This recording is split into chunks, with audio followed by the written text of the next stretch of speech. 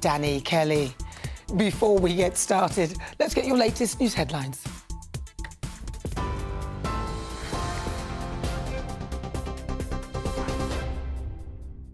Good afternoon. It's 4:04. I'm Aaron Armstrong in the GB newsroom. The Prime Minister says he is willing to discuss pay with union leaders as he admitted the NHS is undeniably under enormous pressure. Despite this, Rishi Sunak told the BBC he has a renewed sense of optimism and is confident the government can get to grips with the NHS crisis. The Prime Minister is calling on health leaders to take bold and radical action following yesterday's emergency talks. And a business-as-usual mindset will not fix the challenges. Health Minister Maria Caulfield told GB News the NHS is facing even more pressure this winter. We're seeing a twindemic of both COVID and flu. We're seeing over 50% increase in the number of patients in with flu at the moment. That has a knock-on effect if beds aren't available for A&E, which leads to the long waits, which you describe, and then that has a knock-on effect on ambulances being stuck at A&E trying to unload their patients. Well, the President of the Royal College of Nursing says the current crisis in A&E is much worse than before. The union has warned upcoming strikes will be the biggest ever in the industry if the Prime Minister doesn't negotiate on pay. Well, the RCN's General Secretary, Pat Cullen, has told Rishi Sunak to meet halfway to ensure the industrial action this month doesn't go ahead. The union also says it's willing to consider a 10% pay rise rather than 19%. Well, Shadow Health Secretary Wes Streeting told us they expect the government to sit down and negotiate. I'm afraid I did have to say to the nurses, however much I totally sympathise with their pay claim, I would kind of, on all honesty, Camilla, say if I was in government today, I'd be able to give them 19%. But we did say we would sit down and negotiate. I think that's what the government should do. Labour has been urged to team up with the Scottish National Party to block the government's plans to implement minimum service levels during industrial action. The bill will be introduced in Parliament shortly to ensure vital public services maintain a basic function during strikes. The SNP's Westminster leader, Stephen Flynn, has requested a meeting with Sir Keir Starmer to discuss policy proposals. Russia claims it's killed more than 600 Ukrainian soldiers in their temporary housing in eastern Ukraine. Its defence ministry claims the missile strike was revenge for Ukraine's attack on Russian barracks in a Moscow-controlled part of Donetsk that killed at least 89 Russian troops. Ukraine, though, has rejected Moscow's claim as propaganda. Further shelling did take place, though, in several parts of Ukraine shortly after Russia ended its self-declared ceasefire to mark Orthodox Christmas. Prince Harry's been accused of making the Invictus Games a target for extremists by revealing in his memoir he killed 25 Taliban fighters in Afghanistan. The former head of the Royal Navy says the Games, due to be held in Dusseldorf in Germany, will now have serious security issues because of the connection to Harry. He's called the Duke of Sussex very stupid. Meanwhile, King Charles has been seen out in public smiling for the first time since details from his son's memoir have emerged. The King stopped to interact with crowds as he arrived for a church service in Norfolk this morning.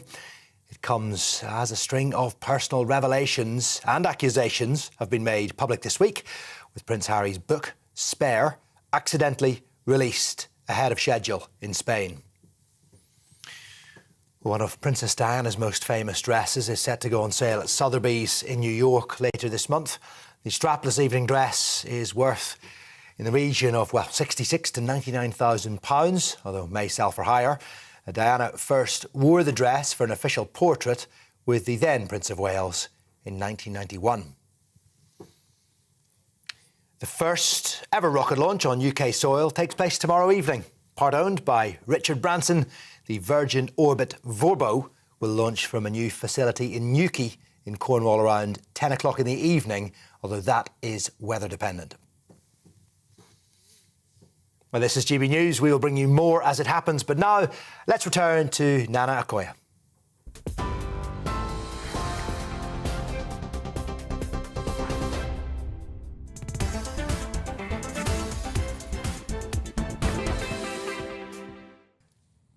It is fast approaching 6 minutes after 4 o'clock. This is GB News on TV, online and on digital radio, I'm Nana Akua. Now, the NHS, on average, costs us around about £3,000 per person. That is actually more expensive than any private cover I've ever paid. But what the hell am I paying for? Remember before COVID, it was about a 4-hour wait to see anyone at A&E. It was just about doable. During COVID, the NHS turned into, in my view, a sort of religion. We clapped on cue for the bravery and hard work of the staff, which I wholeheartedly participated in. The slogan, stay at home, protect the NHS, save lives, was everywhere, even though I thought the NHS was meant to save me. But hey-ho, I went along with it in good faith. Then it became stay alert, which is pretty vague, control the virus, save lives. And then the last one, which I remember, was hands, face, space. The main goal of all of our efforts was to ensure that the NHS could cope, minimise our chances of getting sick, which makes sense, but ultimately was to make sure the NHS did not become overwhelmed. Roll on to now. Unfortunately, that tactic created just that, an overwhelmed NHS with a load of even sicker people because they didn't get help initially. They took heed of the advice during COVID, so now, when the NHS is fully functioning, good luck if you want a doctor's appointment sometime in the very near future. Don't go to A&E, was the message I recall. And if you want an ambulance, there are huge waiting times, somewhere around 15 hours or a few days in some cases. And when you do eventually get to hospital, if you haven't died waiting, you'll be backed up in a queue because social care is so badly organised that the well people who have nowhere to go are blocking the beds for the sick people, coupled with the fact that those that work there are going on strike for inflation-busting pay rises, so more of our money. All that for the privilege of the false belief that the NHS is free at the point of need for everyone. It's not free. And I'm beginning to wonder what the hell I'm paying for. Because whilst there are huge waiting lists, that same hospital has a private arm that in many cases can service you in days if you're prepared to pay. The Observer revealed that NHS trusts with record waiting lists are promoting quick and easy private healthcare services at their own hospitals, offering patients the chance to jump year-long queues. Hospitals are offering hip replacements for 10 grand, cataract surgery for just over 2,000, and hernia repairs for £2,500, and MRI scans are offered somewhere between 300 to 400 quid. Let's take East Sussex Healthcare NHS Trust, which has thousands of patients waiting for diagnostic tests. It's offering fast access to scans through its private division. Great Western Hospital's NHS Trust in Wiltshire is warning patients that services are extremely busy, whilst its private division promotes self-paid treatment for those who don't want to wait for an NHS referral. The James Paget University Hospital's NHS Trust in Norfolk is advertising private services on its NHS website, stating, "We provide highly experienced consultant-led services without the waiting list." It goes on. One woman on Twitter wrote, "My 86-year-old mum will have to wait 2 years on the NHS or can see the same surgeon in the same hospital and be treated in 2 weeks for £1,200. How is that right?" Good question. Now, I have private medical cover which has to be paid for. I also have to pay a proportion of my income to the NHS and social care through my national insurance and pay for my prescriptions. The NHS is absolutely not free. And at the actual point of need, there's often no one free. For a service that is overwhelmed, it seems odd that if you're prepared to pay more, then you can be seen at the drop of a hat.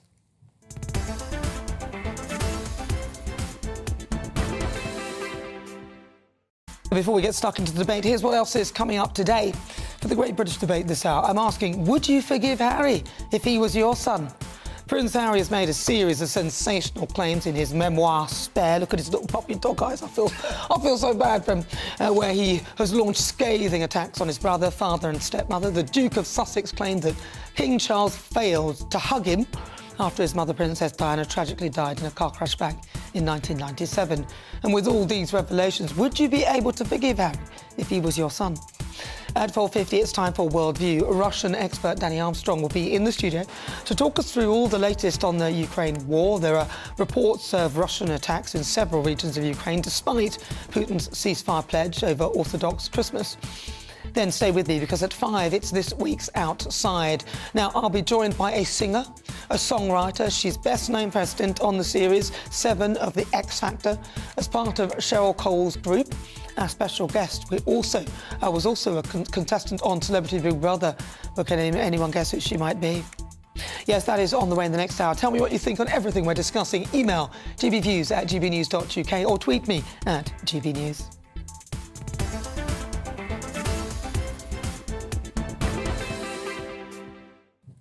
Right, so welcome back. Let's get started. Let's welcome again to my panel, author and broadcaster Christine Hamilton, and also broadcaster and journalist Danny Kelly. Welcome to you both. Nice to see you. Good to be back. The dastardly duo. So did you have a nice... Have I seen you since Christmas? Yes, I saw... I think I'm right. I saw you on New Year's Eve. Oh, yes. We spent 3 hours together on New Year's Eve. Oh, that's right, we did, didn't we? But I've seen you in person. You were there for 2 hours. How forgettable must we be? How forgettable are we? so you were. Shall we just... Totally forgot about them. For 2 and 3 hours, respectively, Yeah. New Year's Eve. Shall we just walk out now? How can Leave I her to forget do it you on her both? own. No. So It's Happy New Year, if anything, but Happy I think New that's a bit passé now, It don't is, you? isn't it? I mean, It's let's gone. get on with life. Right, so what do you think then? The NHS, Christine, you had a little... was it knee replacement? I've had... Did you go private? I've had 2 knees and a hip so far. Yes, I did go private, and I don't see anything wrong with going privately. It's regarded as queue jumping by those who disapprove of it. On the other hand, a knee costs approximately 15,000, as you said. A hip costs approximately 12,000. So that is 15 plus 12. In fact, I've had 2 knees, so that that money has gone into healthcare and has taken me out of needing an NHS one. So, in fact, you're paying twice, anyone who has private healthcare. And I have no idea, of course, but I would be astonished if Rishi Sunak does not have private healthcare. Why doesn't he come out and admit it? Because one of the things we need to be doing is getting more money into the health sector. We need to be encouraging people to take out health insurance so that the moment all we're doing is pouring more money in and it's getting worse and worse and worse. I mean, the system is completely broken. It is not working. We need an absolutely radical overhaul. In the meantime, every person who can take out private insurance should be encouraged to do so. I could say the same about your chair. That I needs an know, overhaul my as chair well. is creaking. It's not my We'll have to fault. change that. That needs a replacement. Gary, Visit to Danny. A&E, doesn't it? Need some oil. In the last 12 months, nearly 500,000 people have taken out private healthcare, and I, on Monday, will be one of them, because I have worked for out you. for my wife and I. Listen, affordability is relative. It's all subjective, but for me, 60 quid a month or so is affordable. And the reason that I am now going to sign up for 60 quid, and you were astonished about how cheap private That's a healthcare... very good deal. Yeah, I think that's the sort of basic nuts and bolts of private healthcare, because you can add on loads of things, just like an insurance typically. But for 60-odd quid a month, I am going to, if you like, jump a queue. Now, I think the queue is different. I don't think they're the same queues, because there is a code of ethics that all private hospitals and surgeons, because don't forget, the surgeon that carried out your knee operation probably worked on the NHS absolutely does. the day before. But there is a code of conduct and ethics where private healthcare cannot interrupt public healthcare. Well, in fact, no. Well, there's 2 sorts of private healthcare. There's the big NHS hospitals, Which is the ones we're talking and about. ours is one at the Swindon, the Great Western, the one that you talked about. That has its own private health care wing called the Shelbourne wing, but I actually go to a completely separate private hospital run by the BMI group. So that money is theirs. It goes to the BMI.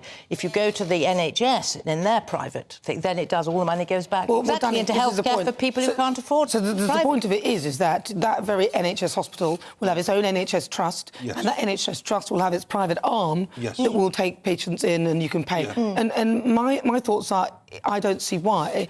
It's so easy. Like if you just said, oh, I need a knee replacement, you'd be in a queue if you were in the NHS, but the NHS Trust then has a private thing that they could...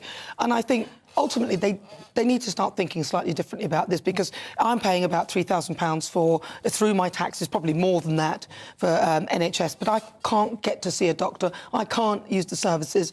Yet, if I pay a smaller proportion a month, I can have private medical cover and go straight there. But that's general taxation in a nutshell. You may not have children, but part of my tax will go to other people who have children who want to go to school. No, that's specifically national insurance, so that is specific. No, I understand, but it's just another another form of taxation, isn't it? But it goes towards... But why can't they organise it better so that there's not this massive queue? Because if they can see people like that so quickly, then they need to reorganise things. But doesn't that point to inefficiency in the NHS? Absolutely. And it's way back in 2011, when Mr Cameron was the Prime Minister, there was a Dilnot report into healthcare which recommended, and in private, in insurance, recommended introduce... And lots of other European countries have sort of half-and-half system of insurance, and, they don't do any worse than we do. Needless to say, Cameron just ignored it. So we have got to grasp the nettle and do it. But we need to look at why hospitals are overburdened. There's a number of reasons. Bring back matron. But they're not really overburdened, are they? Because if they were, then they wouldn't be able to suddenly put somebody in one of their own wings on the side and put them in front of everybody else. There's got to be...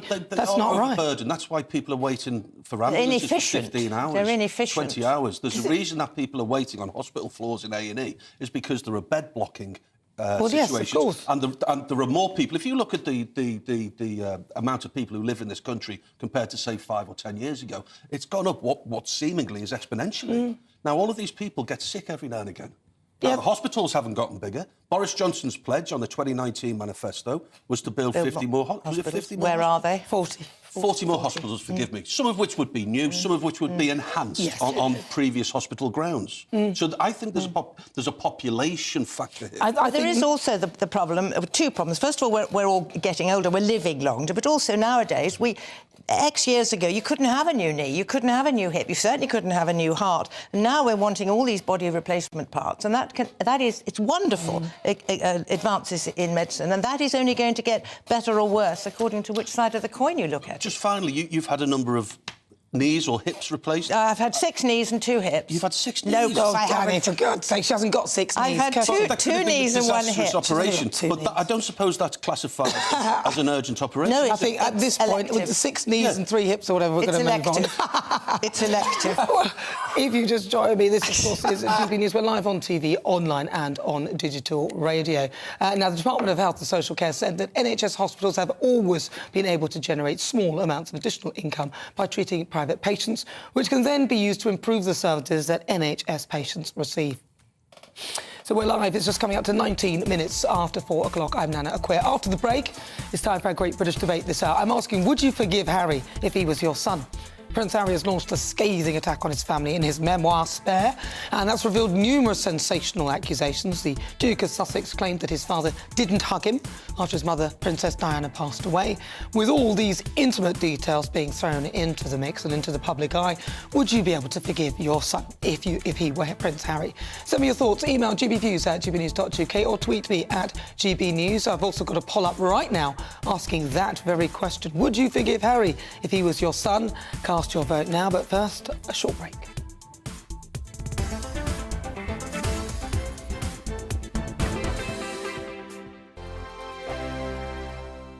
We are GB News, and we'd like to say thank you to each and every one of you for bringing us your conversations, for helping our great nation find its voice. We are here for you on radio, television, and online. Across England, Scotland, Wales and Northern Ireland. It's not the BBC, you actually get your facts right. We are proud to be GB News, the People's Channel, Britain's news channel. Monday to Thursday, 9 p.m. till 11 p.m. Join me, Dan Wootton. I'll bring you the sharpest takes and hottest debates. Do you not believe in prison? I don't believe in prison. I'm completely stunned. I guarantee you there'll be no spin, no bias, no censorship. I actually was personally quite offended by it. And no reason to go to bed. So I guess they've always been quite woke. That's Dan Wootton tonight on TV, radio and online. Monday to Thursday from 9 p.m. till 11 p.m. on GB News. The People's Channel, Britain's news channel. Hello there, it's Eamon Holmes here from Breakfast on GB News. We're not just on your television and your screens, We're on DAB plus digital radio, so you can listen to your favourite shows on the move. If you've not yet listened to GB News Radio, it's very simple. We're on your radio player and TuneIn apps, on your smart speaker, phone or tablet, or online at gbnews.uk. Take us with you wherever you go. GB News Radio. You never have to miss a moment of the People's Channel. Join me every Sunday at 6 p.m. for Gloria Meets. In exclusive interviews, I'll be finding out who our politicians really are and what they really think. It's something that you would never want anyone to suffer. I didn't know what channels there were. B, I didn't think I'd be believed. I must have weighed about 7 stone and I'm 5'8". My instincts was to sort of cover this up. I mean, clearly that was a mistake. Join me every Sunday at 6 p.m. on GB News, the People's Channel, Britain's news channel.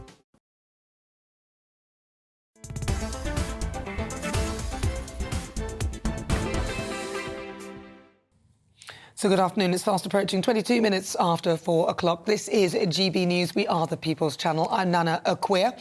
Now, before the break, we were discussing private healthcare. Let's see what you've been saying. Andy says, I need a hip replacement reversion operation. My consultant told me I'll be waiting years if the NHS doesn't prioritise reversion operations. But my consultant said if I wanted to go private, she would operate me the same week in the same hospital. You see, it's just absolutely absurd, isn't it? Sue says, what the NHS needs is an adult to let us know exactly how our money is spent, as they've enough money already. Well, I think it says probably an audit, actually. Did I say an adult? It's an audit. It's my reading. An adult! They could do with that as well. And he says this all started with Tony Blair, who started an additional queue when he discovered waiting times. The wait was halved, but was in 2 places, so no time saved. Smoke and mirrors. Yeah, if you're waiting, it's like, I know my mum, she's waiting for a knee replacement, poor woman. We have to sort that out for her. But it's so expensive. But right now it is time, though, for our great British debate this hour. I'm asking, would you forgive Harry if he was your son? Now, sources close to the King have suggested that Charles has never given up hope of reuniting with his youngest son, Harry. And this is despite the bombshells that he and Meghan, Harry and Meghan, have recently dropped. Their Netflix docu-horromentary, which I like to call it, they accused the royal family of being institutionally racist and featured Meghan mocking the way she curtsied to the late Queen. And some may say she was being serious with that, but it didn't look like that to me. Harry's got his new book, Spare, now. He's created further tension in the palace. He's gone on, talked about a few things that, well, you don't want to talk about whilst you're having a meal. It's probably about mealtime for some people. And this comes as a source close to Prince William told Entertainment Tonight that he's privately seething and devastated by the new book, which details a physical fight that Harry and William had in an argument over Meghan. More bombshells are expected to drop tonight as Harry's interview with Tom Bradbury airs. However, the King appears to remain determined to bring the family together, as sources insist that Harry and Meghan will still be invited to the coronation. So, for the great British debate this hour, I'm asking, would you forgive Harry if he was your son? Joining me now is reality TV star and commentator Narendra Kaur, political commentator Sophie Cochrane, director of Car 26 Lois Perry, and former royal butler Grant Harold. I couldn't resist, Grant. You know how it is. I'm going to start with you, Grant, because you know them both. You know Harry, you know... In fact, you know them all. Is Charles likely to... He seems to want to forgive. If he was your son, would you? Do you know, it's difficult, Nana. I understand a lot of people say that he shouldn't forgive because obviously what he has put the royal family through, a lot of people said is unforgivable. But at the end of the day, he is his son. You know, his father is Prince Charles, King Charles. But you put all this to the side, it is still a family. And the man that I know, or that I knew, the King, is somebody that has got a compassionate, caring side. And I think deep down it is something that he wants to do. That's why I think, this is my view, that's why I think the palace hasn't actually said anything or done anything what has been said so far, because I believe that his father will be wanting to kind of, the Queen's thing of never complain, never explain, possibly he's thinking, let's just leave it, let the dust settle. But I think it is obviously going to change how things are done going forward. But I think as far as the father-son relationship, I'm hoping that it's fixable. Well, what do you think, Sophie? Do you think that if it was your son, would you forgive him? I mean, I personally wouldn't. I think it's really important that people admit that this isn't just a normal sibling breakup, sibling rivalry. This is one that has got enormous media attention and where Harry has dragged his family through the media. And I think Charles has made it very clear numerous times that he wishes to reconcile. And then Prince Harry has come out and said that there is no wish from the palace for reconciliation, which is obviously wrong. And I think, you know, it's time Harry grows up a bit. This man is nearly 40 years old. He's not a child anymore, even though he loves to behave like a child. And I think that Prince Charles needs to do what the nation wants him to do and strip him of his titles and get rid of him for good. Narendra, you're shaking your head. Why? Sorry? You're shaking your head. Why? She's making a point. Why? Sophie, finally we're on the panel together. The question isn't would you disown your son if he was Harry? The question should be, should Harry forgive his cruel dad and nasty bullying brother? I think I welcome volume 2. I think Harry has exposed this institution for what it is: toxic, unethical, and the way they deal with the media. I mean, Sophie, so, for example, anyone can write what they want about you all day long and you cannot correct it. Harry is taking that narrative and he's correcting the narrative of his own story, and it needs to be told, because they are a terrible family. Well, some people might say those two Meghan and Harry are a terrible pair. Lois, what do you think? Well, I think Harry is a perfect advert for why you should date older men, but that's something completely different. OK, so Prince Harry, should he be forgiven? Yes, on a personal basis, he should be forgiven. But on a constitutional basis and on a basis in terms of our monarchy and our national security and stability, no, I'm afraid not. I think that, unfortunately, he's almost reached the point now where he has to be treated like the Duke of Windsor, who was only allowed back into the country for funerals after he abdicated, because, in effect, Prince Harry has abdicated, and abdicated from his position, obviously not from the crown. But, you know, most people in this country are monarchists. They may not be fanatical monarchists, they may not be waving a flag, but they like the fact that it's there, and, you know, they feel the stability that comes with the constitutional monarchy. What he's doing now, at Meghan's instigation, who's a witch... No, she's not. That's what I think. Okay, that's my personal opinion. I hear that. Yeah, okay. But we can't really call Meghan a witch. No, really. we can't. We don't know. Also, she's not here to, you know, which is maybe we don't know what she gets up to. She's not here to speak for I think Meghan's wonderful. I think Meghan's wonderful, and she's been through so much. Harry and Meghan have been fed to the wolves by that family, and they have been telling their story, secretly plotting stories against them and telling lies, basically. And Charles and William have not defended Harry at all. Well, that's not quite true, actually. There have been quite a few statements that have come out from the palace that have defended both Harry and Meghan, and I've counted about 17. Sophie, what do you make of this, though? I mean, should he be stripped of his titles? I mean, I would go as far as to even strip his birthright title and not call him a prince. But what do you think, Sophie? Yeah, no, that's what I mean. I think we should go that far. I mean, he's embarrassed himself. He's embarrassed his family, and he's embarrassed his country through multiple realms. And, I mean, his crass comments about, obviously, the number of Taliban he's killed. He's put in lives, not just those in the armed forces, not just those of his family, but the rest of the British public. As we have a coronation that's come up, he's obviously been a big safety issue. In danger, there is, I think, King Charles has to do what the country want him to do, strip him of these titles. I mean, his book was hardly, you know, brilliant. I mean, it was just talking about his frostbitten penis. No, I must come to Grant. Grant, is this totally out of character for him to be talking in this way and talking about stuff like that? I mean, seriously, was he like that when you knew him?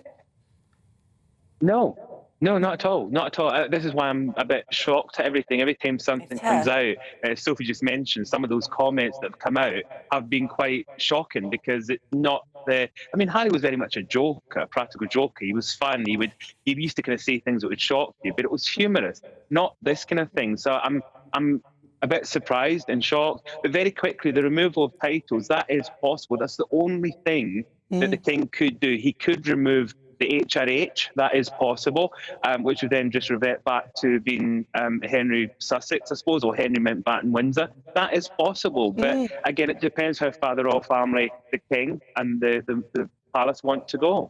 I just want to bring Narinder in on this, though. You know, Narinder, so you think it's OK, the frostbitten penis thing, the killing that you talked about, the Taliban? Is this the sort of... Come on, I mean, seriously, the Taliban. This is his life story. This is what about the fact that from a child in public, and he's talking about his whole life story. He's lost his virginity, his frostbitten penis. So what? These are funny little stories. What about specifically then the reference to the Taliban? That is obviously that's bad, right? Or you think that's OK as well?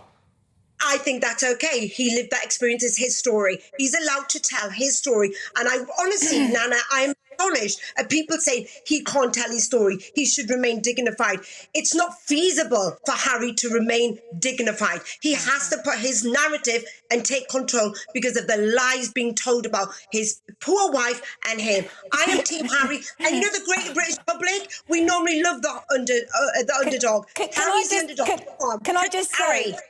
Can I just say that it would suit Meghan down to the ground if they were stripped of their titles, because she cannot run for public office in the United States of America, which I believe has always been the plan, with her titles. And she loves playing the victim, so that she would have to not renounce her title but be stripped of them. But can I just say as well, that Buckingham Palace must have protected him so much. They must have done. Lorinda, hold on.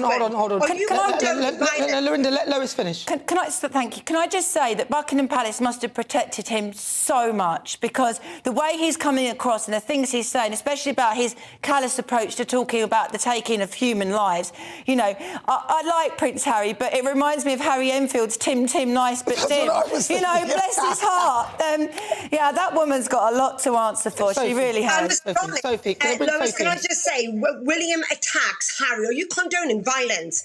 Violence. He talks about killing 25 blokes in the Taliban, and he's pussyfooting around about a scrap with his brother. Come on, Sophie. He attacked his brother. It's violence. Sophie. Yeah, I mean, well, the entire documentary and the book has just been a massive national embarrassment. We've got the two most privileged people in the entire world sitting here and moaning about how bad their lives is. The fact of the matter is, we, the taxpayer, have funded these two's lives of privilege for a very long time, and here they are going around the world making millions of pounds, telling the world how oppressed they are and the fact they've been oppressed by the British. Listen, I'm going to give a final word. I'm going to give a final word to Grant. You've got about 10 seconds, 20 seconds even. I'll give you that. Grant, final word to you. I think the thing is, at the end of the day, they're family like the rest of us, and we've kind of got to let them sort out. That's my view of it. Obviously, it's a family thing. I know they're a world famous family, but we've got to let them resolve it. They've got to sort it themselves. Well, I wish they would keep it to themselves anyway. If they would do that, it would be great, wouldn't it? Well, Grant, Harold, thank you very much for joining us. Lorinda Kerr, good to talk to you again. Also, Sophie Cochrane and Lois Perry for joining me on that one. So what do you think? You're with me, I'm Nana Akua. This is GB News on TV, online and on digital radio. After the break, we will continue with our Great British Debate. And I'm asking, would you forgive Harry if he was your son? You'll hear the thoughts of my panel, author and broadcaster Christine Hamilton and broadcaster and journalist Danny Kelly. Then stay with me, because at 5 o'clock, it's this week's Outside. And I'll be joined by a singer and songwriter. Now, she's best known for her stint on Series 7 of The X Factor as part of Cheryl Cole's group Cheryl Cole, or is it Cheryl Tweedy, or what? I don't know what she's called now. Or is it something else now? Cheryl something else. Fernandez A special guest was also contestant on Celebrity Big Brother. She appeared alongside One Direction on The X Factor. Can anyone guess who she might be? Stay tuned to find out. But first, let's get your latest news headlines.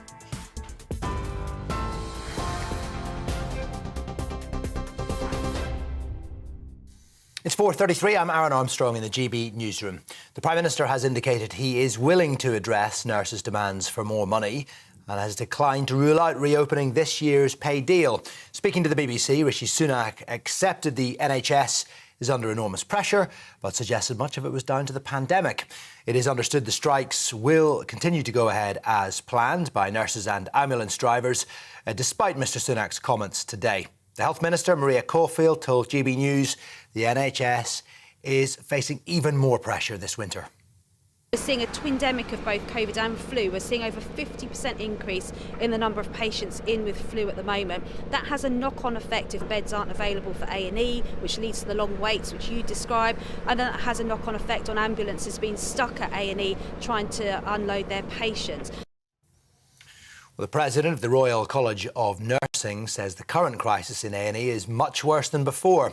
The unions warned that the upcoming strikes will be the biggest ever in the industry if the Prime Minister doesn't negotiate on pay.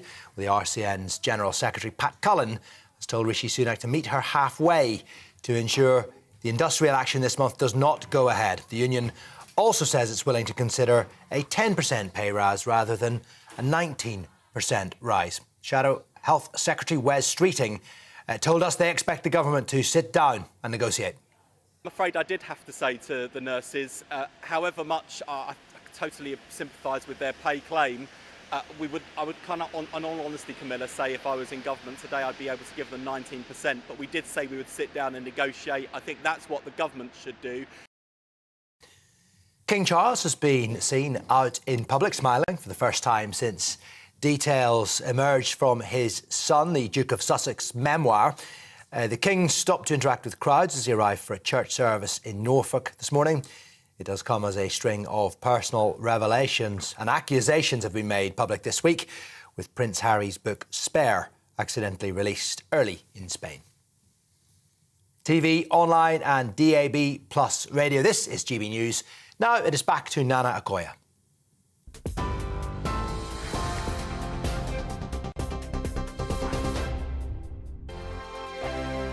Monday to Thursday nights on GB News. At 6, it's Dubes & Co. 7 o'clock, Farage. At 8, join Mark Stein. And at 9, Dan Wootton Tonight, followed by Headliners. On TV, radio and online. This is GB News. We are GB News, the People's Channel. Why not take us home with you by visiting the GB News shop at gbnews.store. You'll find all the official merchandise, a really good present actually for yourself, your friends or your family. We ship across the UK mainland at no extra cost. GB News, the People's Channel. Here on GB News Live, we'll be keeping you in the picture, finding out what's happening across the country and finding out why it matters to you. We'll have the facts fast with our team of reporters and specialist correspondents. Wherever it's happening, we'll be there from 12 noon on TV, radio and online. GB News, the People's Channel, Britain's news channel.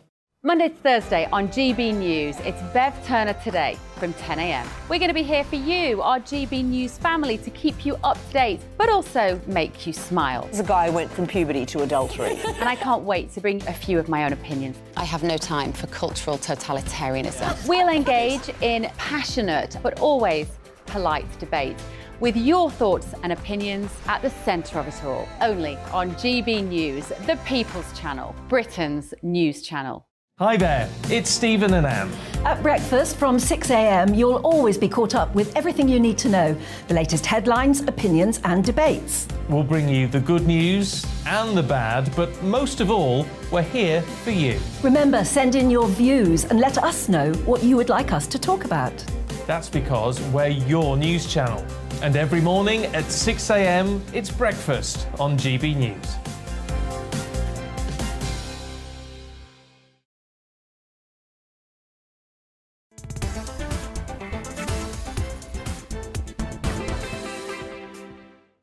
Welcome back. This is GB News on TV, online and on digital radio. If you've just joined me, why on earth? If you just joined me now, where have you been? You've missed 37 minutes, but it's OK, because we've got loads more still to come. I'm Nana Akua, and it's time now for our Great British Debate this hour. And I'm asking, would you forgive Harry if he was your son? Sources close to King Charles have suggested that he has never given up hope of reuniting with his younger son. And this is despite the bombshells that Harry and Meghan have recently dropped, leaked extracts of Harry's new book, Spare, which has created tension within Buckingham Palace, as Harry detailed how he and William had a physical fight over Meghan in 2019. Nothing odd, though. I mean, brothers also always fight, don't they? More bombshells are expected to be dropped as Harry's interview with Tom Bradbury airs tonight. However, the King appears to remain determined to bring the family together, as sources insist that Harry and Meghan are still invited to the coronation. So for the Great British Debate this hour, I'm asking, would you forgive Harry if he was your son? Well, let's see what my panel make of that. I'm joined by author and broadcaster Christine Hamilton and also broadcaster and journalist Danny Kelly. I'm going to start with you, Danny. You haven't got any children, have you? None that you know of. That's what I always say about me. But seriously, if he was your son, well, look, I think one thing which is quite revelationary is that we understand that he lost his virginity to a slightly older cougar. And Christine, that's one of your locals, as I understand. So I live a couple of miles from all the pubs. She lives 2 miles. A suspect. So we may be closer to identifying this cougar. I think, not my type. I think it's unforgivable what he's done, because a father can forgive a son if he's contrite, if he makes a mistake, if he actually explains that he understands the error of his ways. But what Harry has done, he's actually written a book. You know, it's not as spontaneous. Well, he didn't write it himself. It was ghostwritten. Out there. But he would have read the manuscript. He would have given it the OK. So he's actually considered every word in that book. So it's not an error. It's not a mistake. So the onus is on Harry, whose real name is Harold, by the way. I've only just discovered that. Henry. Henry, sorry. Henry. Yeah, of course. Harold would make sense, but it's Henry. But his father, he needs to be contrite with his father and say, look, it's me who needs forgiveness. It's not the other way round. Well, did you hear what Lois said, that he sort of reminds her of that Tim, nice but dim in that in Harry Enfield sketch? You ever see that one? He was very posh, very privileged, but he wasn't that clever. Do you think that perhaps Harry didn't read it properly or something? Or do you think that perhaps they may have been, you know, somebody read it and thought, oh, well, yeah, let's get, you know, do you know what I mean? Because it feels like almost as though he couldn't have understood. If he hasn't read the manuscript, he is thick as anything. He's two short planks. Listen, I tell you who is driving it, Harry. I was always willing to be impartial about Harry and Meghan, but I'm sorry, Piers Morgan was right all those years ago. She wears the trousers. He's a weak man. She wears the trousers. She tells him what to say, what direction to go into, and he is just compliant with all of this. I think you're giving her too much credit for his own behaviour. I mean, come on. He's the one that got the frostbitten penis. He's the one that went out and... Do we need to know that? No, but he keeps saying that he's the one that's giving this information, and he's the one that appears to have quite an axe to grind, actually. So I wouldn't blame Meghan, and I think every man is culpable for their own behaviour. Why on earth should it be down and blamed on the woman? I think that he is to blame for his behaviour, Christine. Well, yes, of course, everybody is to blame for their own behaviour. Of course, everybody has to take responsibility for what they do and for what they sign off. And whether he's read every word, he must have read every word. What I find extraordinary is that Meghan, as his wife, who presumably he is the most important man in her life, how she has allowed him to put all that stuff out. Why didn't she say, are you really sure you want to say that, which is deeply hurtful to your father, deeply hurtful, and do you really want to put all that personal information out? I think you've got it wrong. I think she wants it to go out. But that's what I'm saying. That's why I agree with you that Meghan is behind it. Meghan is the one who is just... A sensible wife would say, hang on a minute, I think she wants to ruin the royal family. Of course she does. I think she wants to ruin the institution. But don't you think that perhaps maybe he feels the same way? I mean, because of what he's doing. He's being brainwashed by her. No, yes, listen. I think there's a bloodline with his family that he should honour and respect. Well, listen, she doesn't even talk to her family, so I don't believe it's a brainwashing. They are both complicit in this, and there's no way that you can blame it purely on Meghan. I mean, that's ridiculous. What came first, the fallout with her family or the fallout with his family? Well, it was her. Yes, but it could She's be used to falling out with her family. It's been sizzling underneath for years. That's been bubbling and sizzling for years. I think the root cause... I blame them both. I think the root cause of Harry, and this is what has come out, or what I have seen come out, is frankly jealousy, because he was the spare. This has started when he was a small boy, and it must be very, very hard to be second fiddle. I mean, Princess Anne always had to play second. Princess Margaret found it very, very difficult to play second fiddle. It must be very difficult. Christine, but he ought to have got over it by now. Chris, if it's jealousy, that doesn't excuse for what he's written. I'm not excusing him. No, but I don't think it's jealousy. I go back to my point. That's it's her.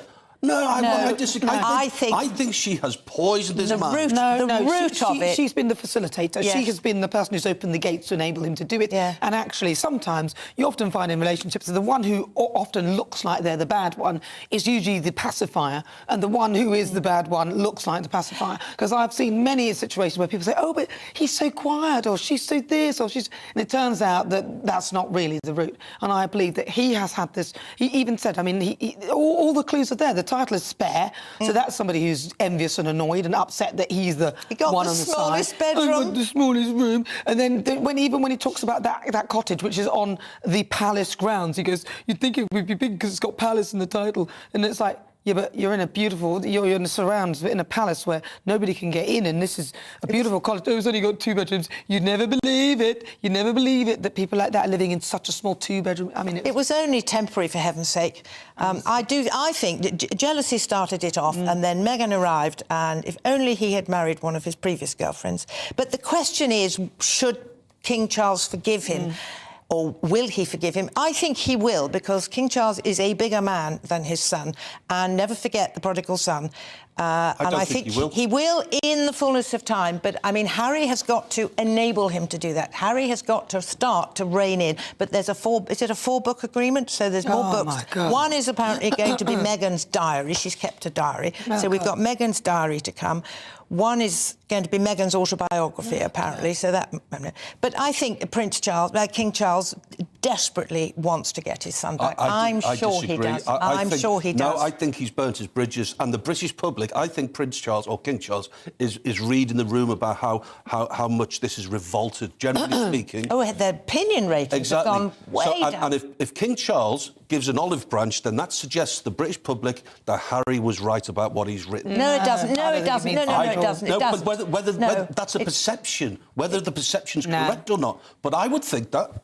Why is Prince Charles offering an olive People branch? will not think that King Charles is saying that he endorses what Harry has said. They will just think that King Charles is a father, and this is his dearly beloved son, and he wants to heal the rift. Do you think William will forgive Harry? I wish William had smacked him more. I really do. Yeah, so do I. This is a guy that's jumped out of helicopters, firing machine guns, and now we know scandalously he's declared that he killed 25 enemy fighters. Well, he should never have done that. I mean, that is ridiculous. I mean, this is an army-trained guy. If he can't defend himself by smacking his taller brother back, then I think that's a shame. He should have smacked him back, and they should maybe if he'd have smacked him back, they wouldn't have written that book. But do you know that his revelation about having killed 25 pieces on the chessboard, I understand that when you go into any of the forces, you have to learn to depersonalise the people you're fighting. You have to. You're hardly going to fire a gun and say, I am shooting a father, a brother, a son, somebody who's got a mortgage, somebody who... You can't do it if you personalise. So you've got to depersonalise them.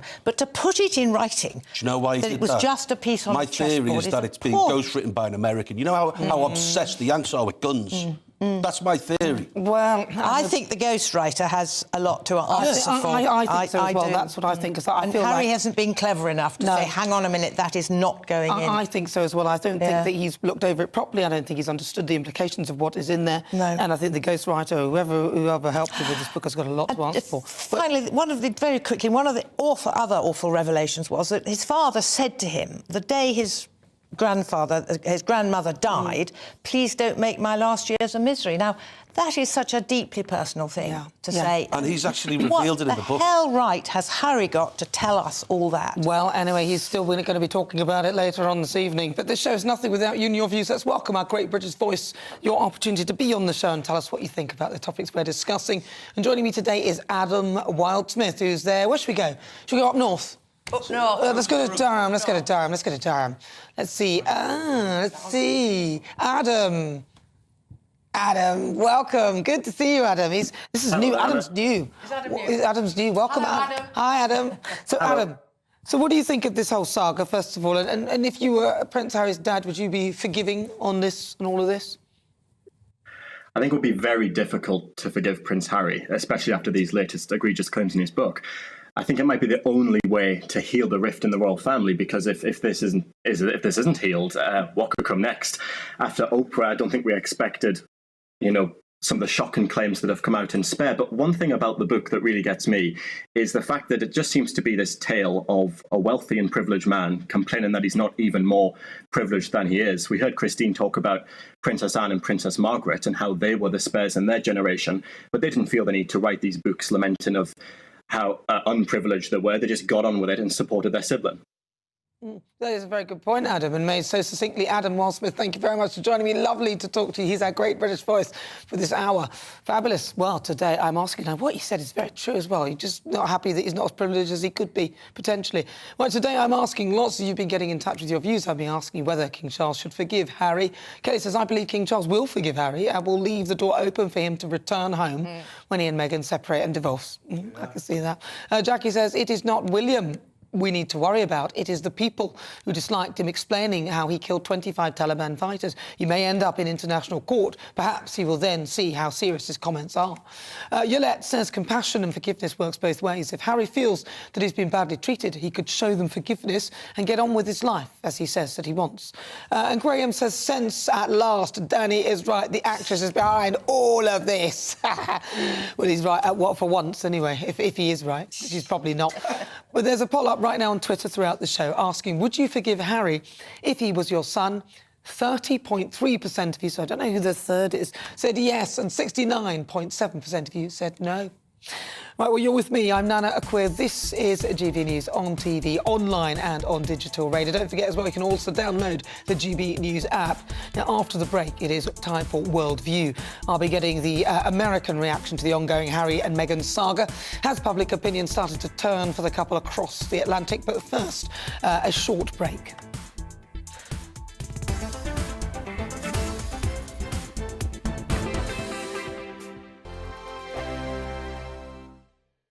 Every morning from 6 o'clock, we'll wake you up with GB News Breakfast with all the stories you didn't know from the night before. So whether it's serious news, entertainment, or your own views from all over our great nation, we're here to kick off your day with a smile. The national media should be reflecting and reporting what's happening here. You will notice the northwestern accents. Whether you're with us on TV, radio, or online, every morning, it's breakfast from 6 a.m. Hope you can join us. We are GB News, right across the nation. You can get us on television, on radio, on digital. We're absolutely everywhere. Amazing! You see, amazing! You remind me of me in the European Parliament. But here's the most important bit. We are not part of the mainstream establishment. We think and speak just like you do. We are the People's Channel. Magnificent. That's really, really thoughtful. Come and join us on GB News, the People's News Channel. My name's Tom Harwood and join me 9:30 a.m. every weekday for The Briefing, your one-stop shop for everything you need to know about what's going on in politics today. I wonder if this is a deal that might need to be like the biscuits in this factory, twice baked. Is there not an opportunity here to win out against the extremes? Tom Harwood, GB News. What are you going to do about it? Things should have been done differently, and they certainly are being done differently. Don't miss it. The Briefing with me, Tom Harwood, 9:30 Monday to Friday on GB News. Join me, Nana Akua, Saturday and Sunday afternoons on GB News. Expect fiery debate and passionate discussion as me and my panel tackle some of the biggest topics hitting the headlines.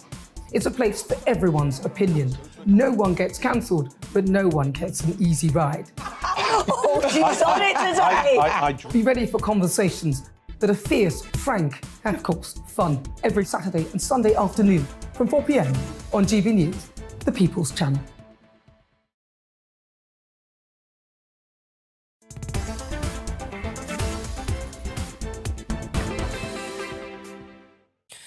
Good afternoon. It's just coming up to 7 minutes to 5 o'clock. This is GB News. We're live on TV, online and on digital radio. I'm Nana Akua. And now it's time for Worldview. And according to reports, there were Russian attacks in several regions of Ukraine. And that's despite Vladimir Putin's ceasefire pledge during the Orthodox Christmas. Joining me in the studio to talk about the Russian is political commentator and Russia expert Danny Armstrong. Right, Danny, so talk to me about this then, because first of all, Russia calling for a ceasefire as though they're in control. Are they? That's a very, very interestingly put question, whether they're in control or not. Vladimir Putin put out, he asked for a 36-hour ceasefire to celebrate Orthodox Christmas. Orthodox Christmas is celebrated from something like midnight mass on January 6th, and then January 7th is Christmas Day. He was keen to stress that it wasn't a de-escalation. It was simply a chance for people to observe Orthodox Christmas, as there are a lot of pro-Russians in eastern Ukraine. But a little bit of chronology of what's happened. There was a New Year's Eve, or New Year's Day rather, attack. It was 1 minute past midnight by Ukrainian soldiers that killed around about 400 Russian troops. Then Vladimir Putin comes out and says he wants a 36-hour ceasefire. Well, then we're having reports of Russia has bombed the town of Kramatorsk in Donetsk, which is of course, controlled by proxy Russian troops. Russia says there are around about 600 troops that have died in that attack. Ukraine disputes that number. My guess is that as soon as Russia had that information of where the Ukrainians were housed in a housing accommodation, they thought it was worth striking, because New Year is actually the biggest celebration over in Orthodox Christian countries. So my guess is that it was just too much of a good opportunity to turn down. So that was Russia killing Ukrainians? Yes, that was Russia targeting Ukrainians. Well, I mean, this ceasefire, the Ukrainian side said this is just a ruse, this is just to stop our advances in the east. You can look at it that way. My inkling would be that in revenge, and that's what's come out of my old stamping ground, Russia Today, the Russian state media, is that it is a revenge attack for that New Year's Day attack from the Ukrainians. That's what I would say. However, in Ukraine, we are seeing, certainly the people that I'm speaking to on the ground, is that rather than celebrating Christmas on January 7th, people are saying we don't want to celebrate like devils do. We don't want to celebrate the holidays where there is a place where Satan is in the church, and that's what they call the Russian Orthodox Church. And now they're celebrating on December the 25th. Now, I've lived in a country that's a Russian Orthodox and Orthodox Eastern country for the best part of a decade, and December 25th is just another day. New Year's Day takes precedence, and then January 7th is Christmas. Now, my inkling, this all came about, this attack from Russia on Ukrainian troops. Around about, they say 600 have been killed, but it was in revenge for that attack by Ukraine on Russian soldiers on 1 minute past midnight on New Year's Day. Wow. So the ceasefire, I mean, obviously, it doesn't sound like anyone's going to honour that at all, are they? And it doesn't look like it, no. And briefly, in terms of the regions now that have been attacked in Ukraine, so where is the main fighting now? Well, the main fighting has been in Bakhmut. In Ukraine, of course, there is still shelling going on. The main firing along the contact line was in DNR and LNR in eastern Ukraine, in the two People's Republics that Russia claimed and recognised the independence of.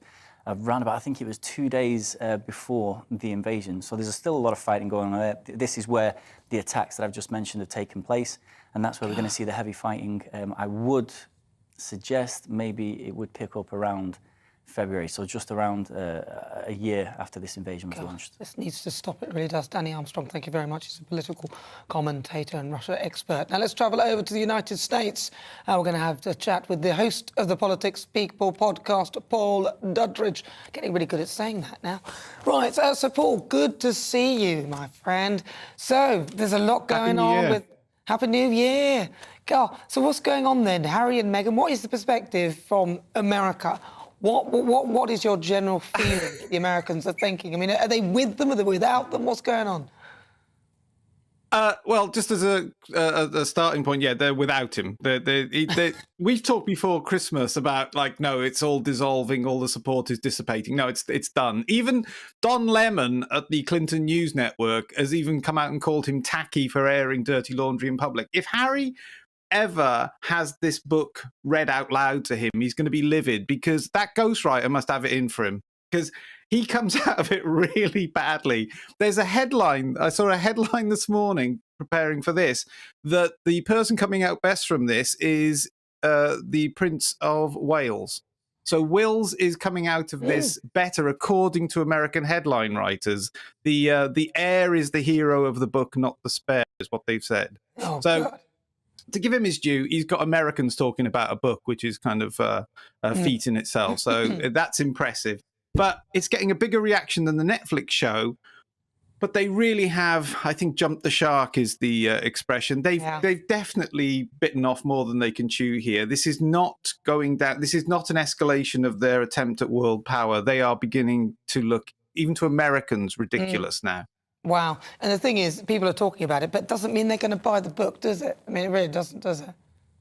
Well, to be fair, the sales predictions look really good in the US. This is, I mean, it is #1 on Amazon. I think it's #1 on Barnes and Noble. So the sales look good at this point. Distributors and booksellers are reporting that. Whether that sustains, because again, typically with them, there's a flash in the pan element. Yeah. So I think this might be. I think you might be seeing this just being a very short term. You can't argue with the press that they've had. That's all anybody's talking about. So that will drive future sales, but I don't think it's sustainable. And again, Once copies are out and people are talking about it and disseminating it without having to buy it, I can't see people actually parting with money. And again, Amazon have got that Audible thing where people, part with $0 to actually read it. Well, listen, we've got about a minute. So what about Biden? He's planning to run in 2024. Really? Come on. Yeah, you love Biden. Well, you say run. He's planning to. Former vice president is planning to stumble, I think, in 2024. But yes, the word coming out. Nobody can believe this. The word coming out of the White House is that he is planning to make his intentions for a run he wants to win it this time. This is the thing. He wants to know what that feels like. So he's going to throw his hat in the ring. Somebody else will have to pick it up, but he's going to throw his hat in the ring for 2024. Probably announcing in February, they reckon. So that's something to look forward to. We're all better and happier and safer and better off with former Vice President Biden in the White House. Well, he'll be almost 100 then, so... Well, listen, Paul, thank you very much for joining us. That's Paul Duddridge. He's the host of the Politics People podcast. This is GB News. I'm Nana Akua. More to come in the next hour.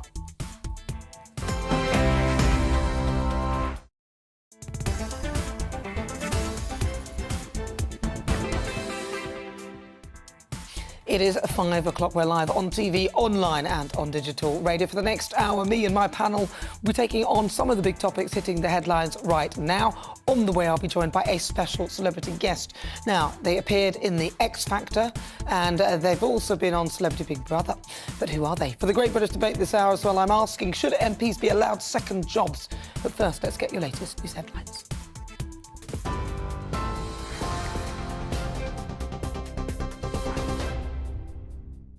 Good afternoon, it's 5 o'clock. I'm Aaron Armstrong in the GB newsroom.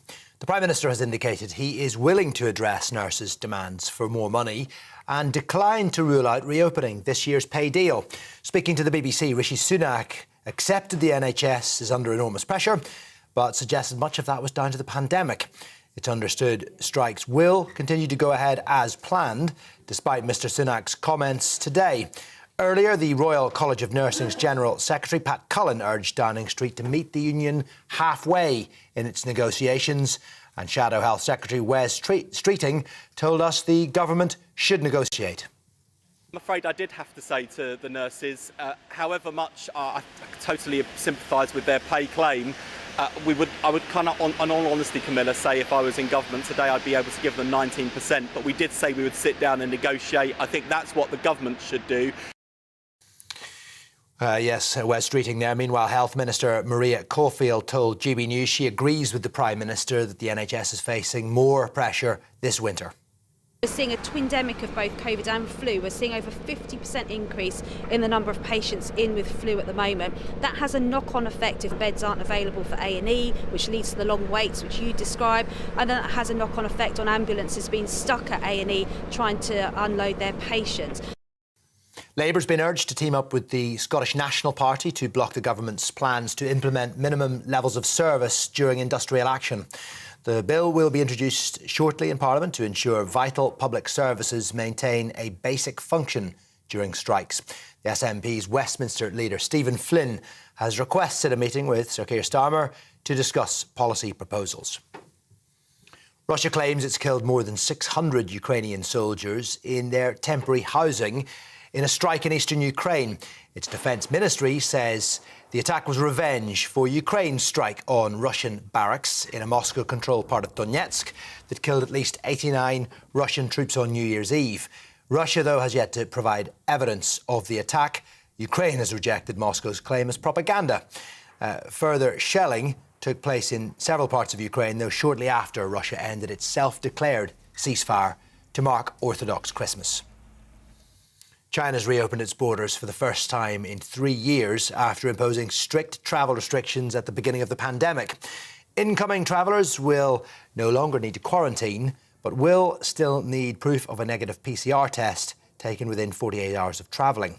China recently dismantled its zero COVID policy, which included some of the tightest restrictions, including frequent testing and mass lockdowns. Some 2 billion trips are expected for Chinese New Year this month. Hundreds of people have been protesting in central London in solidarity with anti-government demonstrations taking place in Iran. Protesters marched through Trafalgar Square earlier, chanting justice for Iran. It follows the execution of 2 men yesterday.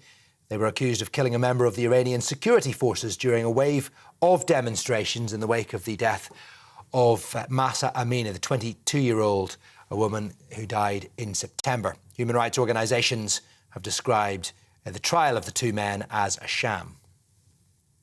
Prince Harry has been accused of making the Invictus Games a target for extremists by revealing in his memoir that he killed 25 Taliban fighters in Afghanistan. The former head of the Royal Navy says the Games, due to be held in Dusseldorf in Germany, will now have serious security issues because of the connection to Harry. He called the Duke very stupid. Meanwhile, King Charles has been seen out and about in public, smiling for the first time since details from his son's memoir emerged. The King stopped to interact with crowds as he arrived for a church service in Norfolk this morning. It does come as a string of personal revelations and accusations have been made public this week, with Prince Harry's book Spare accidentally released ahead of schedule in Spain. And the first ever rocket launch on UK soil will take place tomorrow evening. Part owned by Richard Branson, the Virgin Orbit Vorbo will launch from a new facility in Newquay in Cornwall around 10 p.m, depending on the weather. This is GB News. We will bring you more as it happens. But now, back to Nana Akua.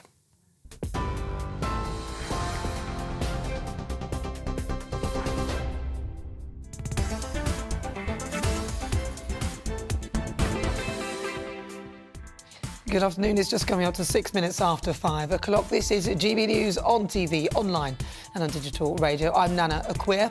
And for the next hour, me and my panel will be taking on some of the big topics hitting the headlines right now. This show is all about opinion. It's mine, it's theirs, and of course it's yours. We'll be debating, discussing, and at times we will disagree, but no one will be cancelled. So joining me today, it's author and broadcaster Christine Hamilton, also broadcaster and journalist Danny Kelly. Still to come, each Sunday at 5 o'clock, I'm joined by a celebrity, a former MP, or somebody who's had an extremely interesting career to take a look at life after the job. We talk highs, lows, lessons learned, and what comes next on the outside. And this week, I'll be joined by a singer and songwriter. Now, she was best known for her stint on Series 7 of The X Factor as part of Cheryl Cole's group, or Cheryl Tweedy, or Cheryl Handivacinas, whatever her name is. Our special guest was also a contestant on Celebrity Big Brother. She appeared on The X Factor alongside One Direction. She's now turned her attention to law, but has anyone got who she is? Well, she'll be joining me in a couple of moments' time. Come on, keep guessing. Then coming up, the Great British Debate this hour, I'm asking, should MPs be allowed second jobs?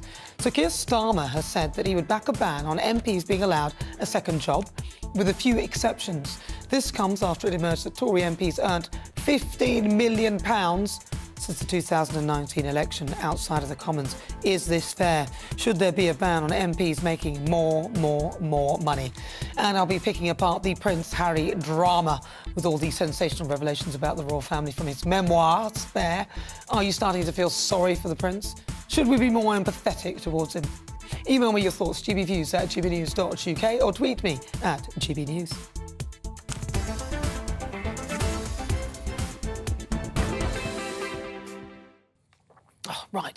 Right, so it's now time for this week's Outside. Now, this lady, she's a singer and songwriter. She became famous when she popped up on our screens on X Factor in 2010. Born in January 1986, so very young. 1986, I can't even remember back in the day. She started her career in 2009 when appearing on online reality TV, a show called Green-Eyed World. Now, she travelled to America and Europe in pursuit of getting a record label deal and has toured with the likes of E17 and Andy Abraham. Didn't the leader of E17, didn't he run himself over in his car whilst he was, I don't know what happened to him. She even performed for socialite Paris Hilton with a fellow X Factor contestant. She's now turned her attention to law, but who is she? Well, she is one and only Katie Wosel. Katie, welcome. She joins me now in the studio. Welcome you. Aboard. Although you look totally different from when you did in X Factor. Oh, my goodness. Yeah, the hair, right? You had blonde hair. Yeah, big blonde hair. And lots that you mentioned in that the intro with the Green-Eyed World, which I took part in prior to the X Factor, and was such an incredible experience being part of the Green-Eyed World. It was the first time that YouTube and Facebook ever integrated like the cross-platform of sharing videos. And then the tour with E17 and Andy Abrahams, all prior to the X Factor.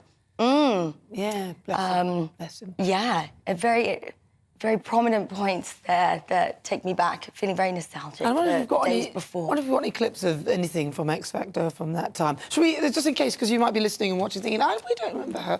Well, I can show you a little bit of what Katie looked like before, so you can see. If you're listening on radio, you won't get the benefit of this, but you will get the benefit of.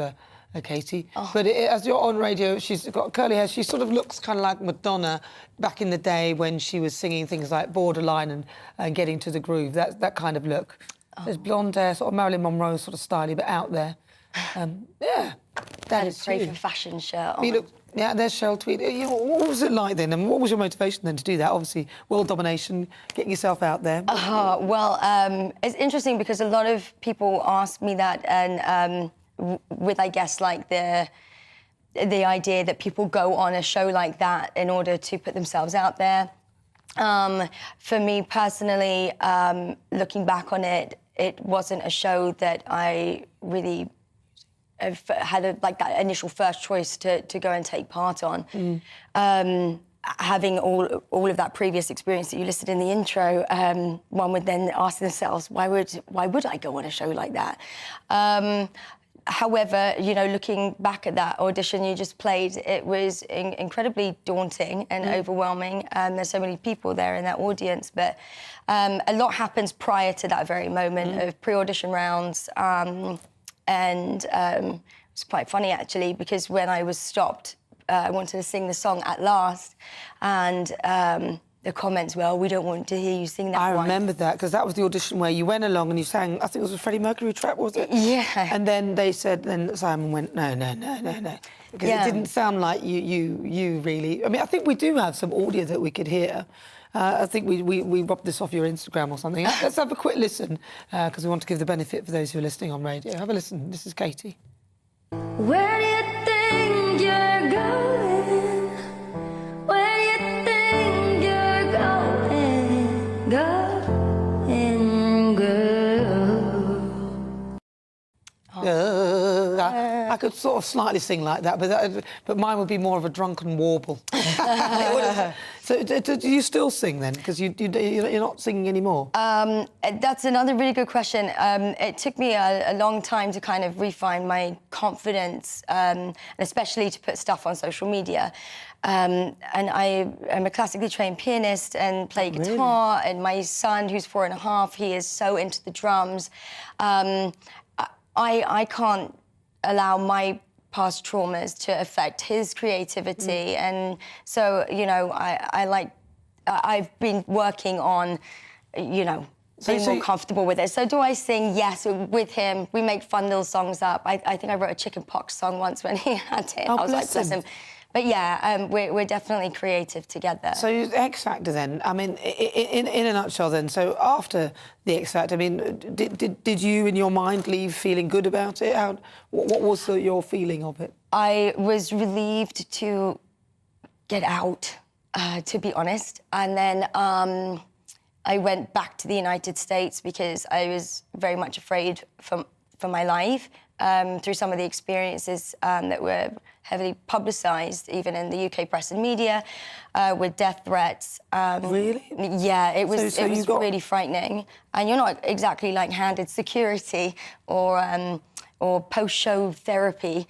You're just left there. Why were you sent death threats? Is it because people just didn't want you to win, or just... I don't know. It's very odd, isn't it? People behave very, very interestingly when they're behind a keyboard and you can't actually see them. But, I mean, the law is sort of now catching up with the online age a little bit. Well, one would hope, but in the creative industry sector, and this is one of this is the main reason why I chose to do my law degree recently, is because there aren't really any current law and legislations that law enforcement can actually enforce or have done.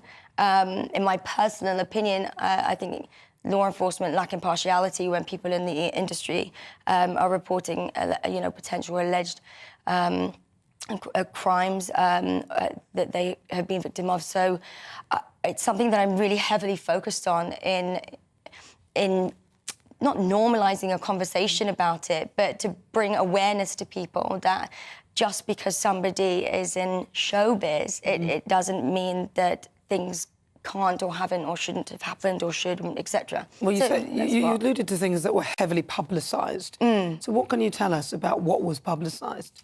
Because obviously if it's widely known, then... Oh, I mean, some of my threats that I had experienced, somebody had threatened to pour acid over me. Oh, God. Yeah, sorry. We won't go into the detail. Yeah, but I hear you now. So these are the sort of things. So what was publicised were the kind of threats that you received, and that's why you went into law. Well, yeah, I mean, I was actually called back to take part in 2014, I think it was, of a comeback show. And again, you know, something that I was extremely hesitant to do. But when you're in that situation with those types of people that are the head of an industry that you're working so tremendously hard to navigate the regrowth of one's credibility, you know, what do? You're stuck between a rock and a hard place. And so I came back to the UK, took part in the 2014 comeback special, which led to other events that, you know, I shouldn't speak publicly on at the moment due to ongoing investigations, etc. But yeah, in a nutshell, everything that I had experienced all the way through until 2015, I cannot unsee, I cannot unknow, and I feel like I personally have a responsibility to the next generation that want to get into this industry, whether it's musically or whatever encompassing in the creative industry sector, that it is safe to do so. Fascinating, yeah. And all power to you. Now, I know you've got to... Thank you. You work with a charity as well. Talk to me about... Yeah, so I set up my charity. It's called the OWL Foundation, and it stands for Overseeing the Welfare, Human Rights and Liberty in the Creative Industry Sector. With that, I mean, I'm still in the process. I'm a one-man band at the moment, but to provide legal support, mental health support for victims coming forward, that hand to hold, and then also, you know, a safe environment for people that are championing change, and for us to come together and really work unitedly in doing everything we can to make that change happen. Wow. Well, listen, you're an absolute inspiration. Do you have any, from X Factor, do you have any regrets at all? No, not really, because I try not to look back at things. I have that mentality of you've just got to turn poison into medicine, and nobody can control you in that way. Well, they can't control me anymore, and I just have to positively look to the future on behalf of my son and everybody else. Where did you come then in X Factor? Did you... Seventh. Seventh, wow. Yeah. That's pretty good, isn't it? I was just relieved. I just wanted to go home. It's a bit like doing your degree or whatever it is, but the last year you just want to get out. And has it, in terms of your music career, are you likely to go back to that? Are you still doing it? No. Music will always be in my bones. That's just who I am. And now in the lineage, I guess, like my son, like I said, he loves music. Never say never with things, but as a songwriter, it's always fun to create little songs with him. But I don't know, who knows? I think one thing at a time. I've got to be Batman first and save the industry. So if people want to find out more about your foundation, does it have a website or somewhere they can... Yes, absolutely. It's owlfoundation.com. And that is spelled? OWHL foundation.com. Well, listen, Katie, it's lovely to talk to you. I wish you all the best. You too. Thank you so much. Inspirational lady. That's Katie Russell. She was on the X Factor. She's now she's studying law.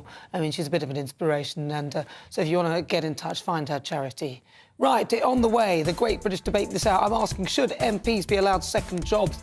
So Keir Starmer said that he would back a ban on MPs being allowed them, with a few exceptions, and this comes after it emerged that Tory MPs earned, yes, 15 million since the 2019 elections, and that was outside their earnings in the Commons. Is that right? That's on the way after this.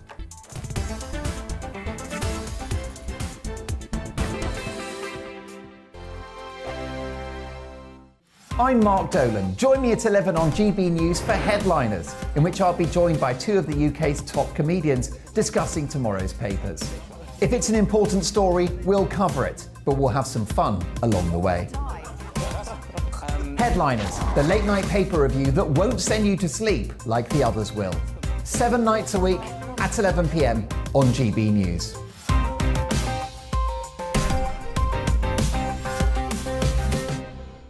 Hello, I'm Michelle Dewberry, and you can join me every weekday 6 till 7 on Jubes and Kerr. Me and my panel will get stuck right into the day's events, and I can tell you, in fact, I can warn you, expect some robust debates, some strong opinions and perspectives from both sides of the fence. It's about you at home as well. I love to read out all of your comments, or at least as many as I can. So join me, Michelle Dewberry, Monday to Friday, 6 till 7 on Jubes and Kerr.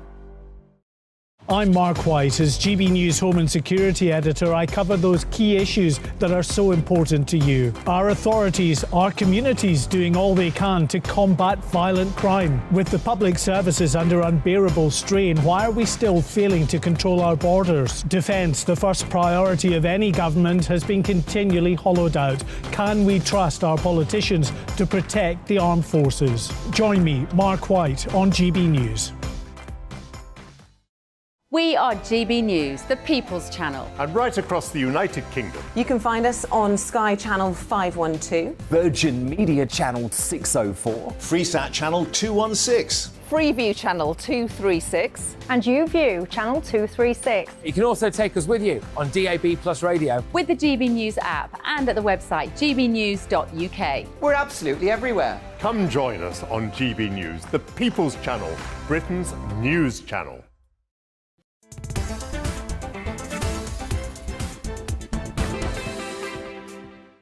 Good afternoon. This is coming up to 21 minutes after 5 o'clock. This is GB News on TV, online and on digital radio. We are the People's Channel. I'm Nana Akua. Now, it's time for our Great British Debate this hour, and I'm asking, should MPs be allowed second jobs? Today, Labour leader Sir Keir Starmer defended Shadow Foreign Secretary David Lammy, earning a vast sum of £200,000 from second jobs during this Parliament. Now, this is despite Starmer and the end of the Labour review into the Constitution of the UK, recommending the banning of second jobs, but with an exemption for MPs who have professional qualifications, such as doctors and lawyers. And there's nothing quite like being a hypocrite, is there? And this comes as figures from Westminster accounts reveal how much has been earned by our MPs during the course of his Parliament. So despite that, the fact that each MP earns a baseline salary of just over £84,000, a whopping £17.1 million has been earned in addition to MPs' salaries since December 2019, with around two-thirds of the money being pocketed by only 20 MPs. And just over £15 million was earned by Tory MPs. The MPs who had pocketed the most since 2019 is former Minister Theresa May. Now, she has earned just over £2.5 million. So for the Great British Debate this hour, I'm asking, should MPs be allowed second jobs? Joining me now is former editor of the Labour list, Peter Edwards, political commentator Reem Ibrahim, former MEP and businessman Ben Habib, and former Brexit Party MEP and political commentator Belinda de Lucy. Welcome to both of you. Right, I'm going to start with you, Belinda, because especially with your background. Belinda, what do you think and make of the idea that MPs should be allowed to have this second income? Well, I really welcome this report into MPs' second jobs. I think transparency is absolutely key. It's one of the reasons I'm so grateful to be out of the EU, because the amount of money that was lost and misused, and also dodgy corruption going on, and we don't have to worry about it anymore. So we can focus our attention entirely on our national parliament, which is entirely right. So I think the transparency is great. They should have everything very clearly in view for the whole public of where they get their money from. It's essential, you know, that you have transparency when there's so much money flowing through the seat of power and into politics. However, I would say I really support second jobs for the following reasons. One, it gives MPs much greater perspective talking about certain issues in Parliament. You know, the Westminster bubble, when you're just living in that building and your only life is politics, can really disconnect you to from the men and women on the ground. So there are nurses and doctors and lawyers in Parliament and people with other very interesting jobs. Secondly, being a politician is a very fickle job. You don't know when you're going to be, out on your tail. You don't know when someone's going to call a snap election and suddenly you'll be out of a job. So it's fair that they keep perhaps some interest going in a job where they can go back to if they get kicked out through no fault of their own. So you'd say doctors, dentists, people like that, but the others no. Not the others. No. I would say everybody, as long as there is 100% transparency, they should be allowed a second. They should be allowed a second job, as long as being an MP doesn't become their side job. As long as the constituents are 100%. Well, let me ask Reem that. Reem, do you think they should be allowed second jobs? I do think they should be allowed a second job. I think Belinda is right on that fact. I think that, fundamentally we shouldn't be restricting what members of Parliament do outside of that. I mean, we see the Labour Party always complaining about MPs' expenses, but then when they try to earn that money themselves outside of being an MP, then they're also upset about it. So I think we can't really win there. I think that Belinda is right on that. I think that when MPs are able to work for themselves on the side of their job, it means that they have that sort of extra experience. I mean, there's multiple members of Parliament that are also doctors and nurses that are sort of on the side as well, and it means that they have that real experience. But also equally, not just public servants, but people that are in business, those that understand. Yeah, but hold on a minute. But hang on a minute. Doesn't that mean that they're serving two masters? Then you could have a conflict of interest, even if they declare those interests. And the figure so far, 17 million. I mean, I don't like the sound of it. Ben Habib. Well, this is going to be a very rare occasion on which I'm going to disagree with Belinda. I think it should be absolutely prohibited, their having second jobs. We've seen repeatedly how MPs have abused their position as MPs and indeed as ministers of state and secretaries of state as a result of outside interests with other axes to grind, not just while they're in office, but actually even after they've left office. And I think we need to look at what they do after they leave office very, very carefully. The problem, I think, with Belinda and Reem's approach is that there have to be a lot of as long as, and I think Belinda used that expression a couple of times, in her justification of them having second jobs. And that's the issue. You have to then start delving deeply into what these MPs are up to. And that's not available to the electorate at large.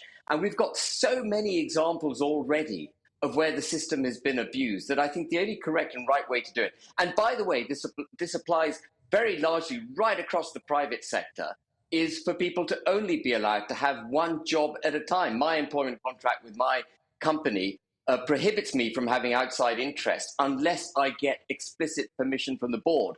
But we are, of course, a private entity. The other point I'd make, and it's a very powerful point made by Belinda, that they should have broader experience of the real world. And I completely endorse that. But that experience should happen before they get into Parliament. So they take into Parliament with them, a broad experience of services, professionals, business, and so on. Well, let's get Peter in. Peter, what do you think? Well, I think the net is drawn very widely and loosely at the moment, and it should be drawn a lot more tightly. So, for example, there was a report, I think it might have been as far back as 2009, which said that MPs shouldn't be allowed to give advice on parliamentary strategies, basically, because there's a clear conflict between being a member of Parliament and then advising businesses, and it tends to be larger one, advising businesses on how to navigate Parliament. And of course, there are outside jobs within the rules where I think we could tighten up.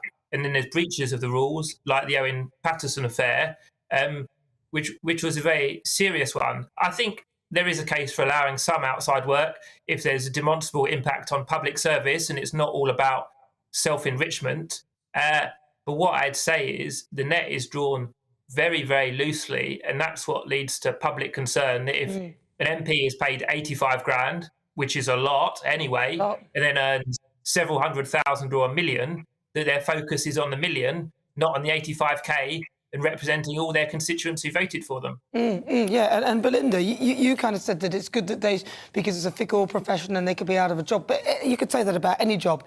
Any job is a fickle profession. This is a fickle profession. What you do is a fickle profession. Why should they get extra insurance plus 80-something grand? Don't forget, it's not just that. They've got expenses, they've got loads of things. The salary is probably near £120,000. Why can't they just live on that? That's more than enough, surely. You know what? I think since the Brexit vote, and I understand why people think this, but there is a sort of conspiracy theory that all politicians are a little bit bent and a little bit corrupt, and that they're all going to be open to this sort of dodgy business. And I really don't think that's true. I think the very few that do abuse their positions of power, the very few that breach the rules, like Owen Paterson, you know, they get either sacked or they resign, and that's what happens. But it's a tiny minority. I genuinely believe most MPs, even those who I vehemently disagree with, are in it because they want to do good. And I think it's unrealistic to expect the brightest and the best of what Britain can offer. Why not? Where they could earn a salary of 500 grand. No, why not? And I think they should be able to continue something that gives them job security when they get, you know, sacked at the next election. Ben. Well, I was just going to say, I mean, what they earn as an MP or as a Secretary of State, which is different, of course, they get more if they have ministerial office. I think what they earn can be up for debate, and maybe they should be paid more. Maybe we need to reform the whole basis on which they're remunerated. Perhaps hold them to account on promises made against remuneration delivered. But I really firmly believe there should be no outside interest, because then you get into the business of having to police the.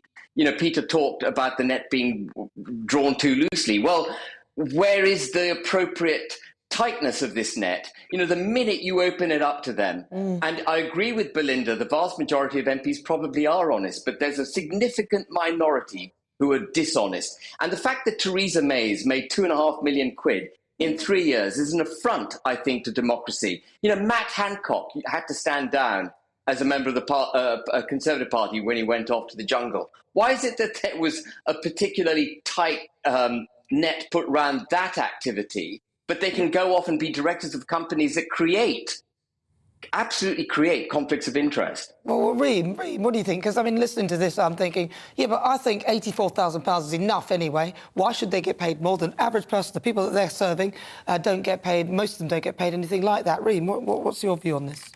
I just want to pick up on that point that Ben made about Matt Hancock and Theresa May. Matt Hancock was suspended from the party because he left the country. He was off in Australia in the jungle. Theresa May is still serving her constituents whilst earning that £2.5 million. That is not a front to democracy. That is how the world works.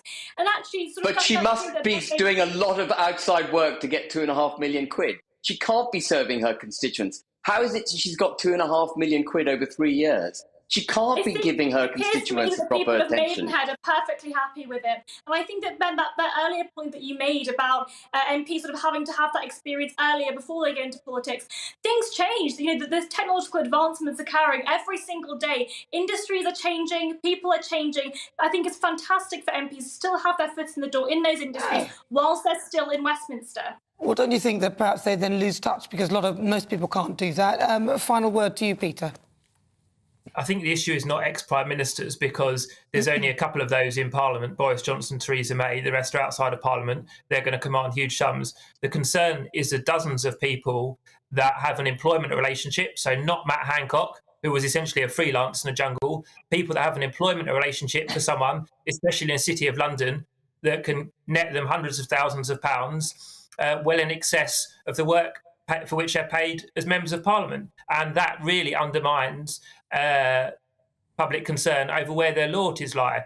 You know, you shouldn't be working perhaps for a hedge fund or private equity, earning something in the hundreds of thousands of pounds. That's completely different to retaining your role as a GP, a minister giving sermons, or a teacher helping out in the classroom. Well, listen, Peter, thank you so much for that. That is former editor of The Labelist, Peter Edwards, political commentator Reem Ibrahim, former MEP and businessman Ben Habib, and former Brexit Party MEP and political commentator Belinda de Lucy. Thank you so much for joining me this afternoon. Right, let's see what you've been saying. You've been saying this with regard to second jobs and MPs. Tony says the majority of the MPs are so out of touch with reality. I think they should all have second jobs. Those jobs should be on minimum wage in their constituency so they can experience firsthand how the people they serve are coping. Well, I like that idea. Jamie says no, the risk of corruption and conflict of interest outweighs any potential benefit to constituents. Stuart says nope, for that money I want them working full-time and more. Well, exactly. Most people don't earn that. But you're with me, I'm Nana Akua. This is GB News on TV, online and on digital radio. Now, on the way, we'll continue with our Great British Debate this hour, and I'm asking, should MPs be allowed second jobs? You'll hear the thoughts of my panel, author and broadcaster Christine Hamilton, also broadcaster and journalist Danny Kelly. And on the way, loads more still to come after your latest news headlines.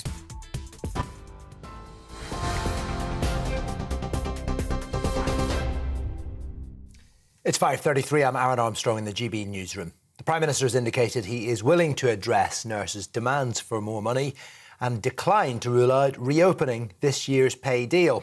Speaking to the BBC, Rishi Sunak also accepted the NHS is under enormous pressure, but did suggest much of it was down to the pandemic. Now, it is understood nurses' strikes will go ahead as planned later this month, despite Mr Sunak's comments today. Earlier, Pat Cullen from the Royal College of Nursing urged Downing Street to meet the union halfway in its negotiations. They want 19% pay rise. Well, Shadow Health Secretary Wes Streeting says the union's demands are too high, but the government should negotiate. I'm afraid I did have to say to the nurses, however much I totally sympathise with their pay claim, I would kind of, on all honesty, Camilla, say if I was in government today, I'd be able to give them 19%. But we did say we would sit down and negotiate. I think that's what the government should do. Hundreds of people have been protesting in central London in solidarity with anti-government demonstrations in Iran. Protesters marched through Trafalgar Square, earlier chanting justice for Iran. Yesterday, 2 men were executed by the regime for allegedly killing a member of the Iranian security forces during demonstrations last year. Human rights organisations have described their trial as a sham. King Charles has been seen out in public for the first time since details from his son's memoir have emerged. The King stopped to interact with crowds as he arrived for a church service in Norfolk this morning. Now, a string of accusations and personal revelations have been made public this week, with Prince Harry's book Spare accidentally released ahead of schedule in Spain. TV, online and DAB Plus radio. This is GB News. Now it's back to Nana Akua.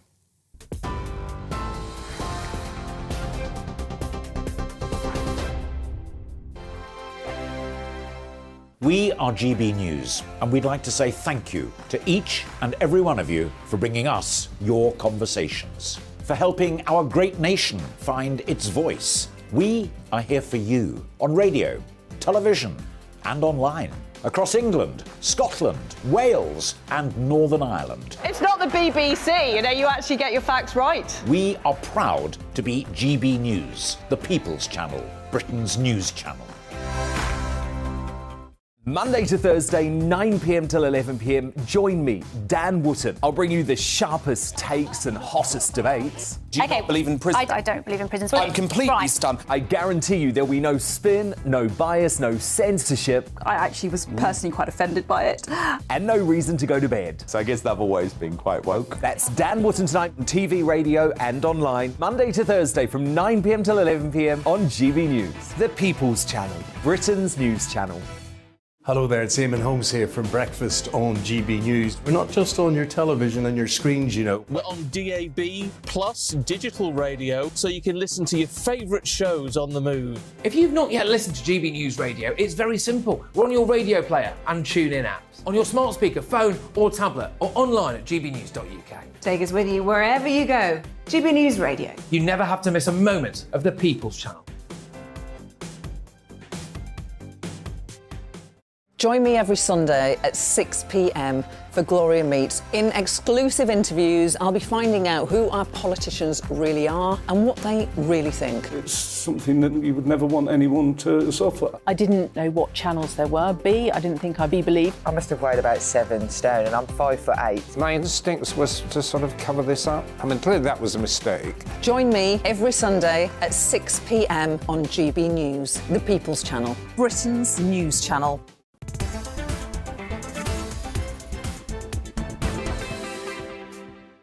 Good afternoon. It's just coming up to 38 minutes after 5 o'clock. Welcome on board. It's GB News. I'm Nana Akua. We're live on TV, online and on digital radio. And it's now time for our Great British Debate this hour. And I'm asking, should MPs be allowed second jobs?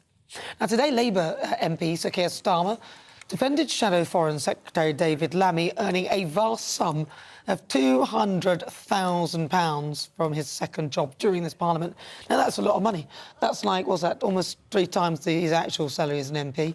And this is despite Starmer calling for the ban of second jobs, but with an exception for MPs who have professional qualifications, like doctors and lawyers. Now, there's nothing quite like being a bit of a hypocrite, is there? Because this comes as figures from Westminster accounts reveal how much has been earned by our MPs during the course of this Parliament. So despite the fact that each MP earns a baseline salary of just over £84,000, a whopping £17.1 million was earned in addition to MPs' salaries since December 2019, with around 2/3 of the money being pocketed by around only 20 MPs. And that's just over £15 million, which was earned by Tory MPs. However, the MP who pocketed the most since 2019, you wouldn't believe it, former Prime Minister Theresa May, who's earned over £2.5 million. So for the Great British Debate this hour, I'm asking, should MPs be allowed second jobs? Well, let's see what my panel make of that, because joining me now is author and broadcaster Christine Hamilton, also broadcaster and journalist Danny Kelly. Christine, I've got to start with you, because you've been in there, you've been in the whole Houses of Parliament. You were crucial to it at one point. Absolutely, yes. Without you, it could never run. So it is quite astonishing, isn't it, that Theresa May is the top of the league, because she earns it for public speaking. You do wonder who wants to listen. But anyway, never mind. If she has made that from a very small number of speaking engagements, MPs are allowed to have free time. They're allowed to have time off. They're allowed to, you're not supposed to work 24/7. So if she's made that outside parliamentary time, then what's wrong with that? Of course, it depends what they do. Nobody would object to an MP working as a doctor or a dentist in his free time. Nobody would object to an MP being some sort of charity worker and earning some money for it. Nobody would object to that. What people object to is when MPs put their other jobs first. I mean, the classic example is Geoffrey Cox, who is the Member of Parliament for Torridge and West Devon. And he is a barrister, and he has earned over £1 million in the last year. And guess where he's done it? In the British Virgin Islands. Oh, my God. Representing them, the government, the British Virgin Islands government, over allegations of corruption. During the COVID pandemic, he voted by proxy all the time, and when the proxy voting ended, he just missed votes. So that, I think, is absolutely egregious, and that is wherever you draw the line, that should be on the other side. He says, in his defence, he says it's up to my constituents. Do they want to be represented by somebody who's sort of clever enough and educated enough, etc., etc.? Well, it is up to his constituents, but in a first-past-the-post system, the members of Parliament who largely moonlight, if you want to call it that, are the ones in safe seats. So they cannot be got out by their constituents. The only people who can get them out if they don't like the moonlighting are the little caucus of Tories or Labour in that seat who appoint them as the candidate. So it is moonshine. Boris just said, the constituents vote them out, but that doesn't work. So I think it entirely depends. It would be terrible if all MPs were, 100% focused on what goes on in that little Westminster bubble. One of your panels said that. I mean, that would be appalling. On the other hand, an awful lot of an MP's time, is spent doing, frankly, Citizens Advice Bureau work, which can easily be done by staffers, and a hell of a lot of it is done by staffers. Any MP's employee worth their pay can do, at least half an MP's job, all the backroom stuff. They can do it themselves. They don't need the MP. They just need the MP's letters. I'm going to say something controversial, but I don't think it should be controversial. I think they should earn more than 84 grand. What? Oh, that's a different question. No. It feeds into whether you necessitate a part-time job. No. So I don't think it is. I don't think it is a separate question. I think they should be paid more. And if people have a problem with, Nana's rolling her eyes. I am rolling my eyes. It's just think about it. Let him set out his stall. Some of them are like football managers. They may only have a tenure of 3, 4 or 5 years. The maximum Parliament between elections is 5 years. Now, they could be booted out. Just think of all of the Red Wall seat Tories who are going to lose their seats in January, April 2024.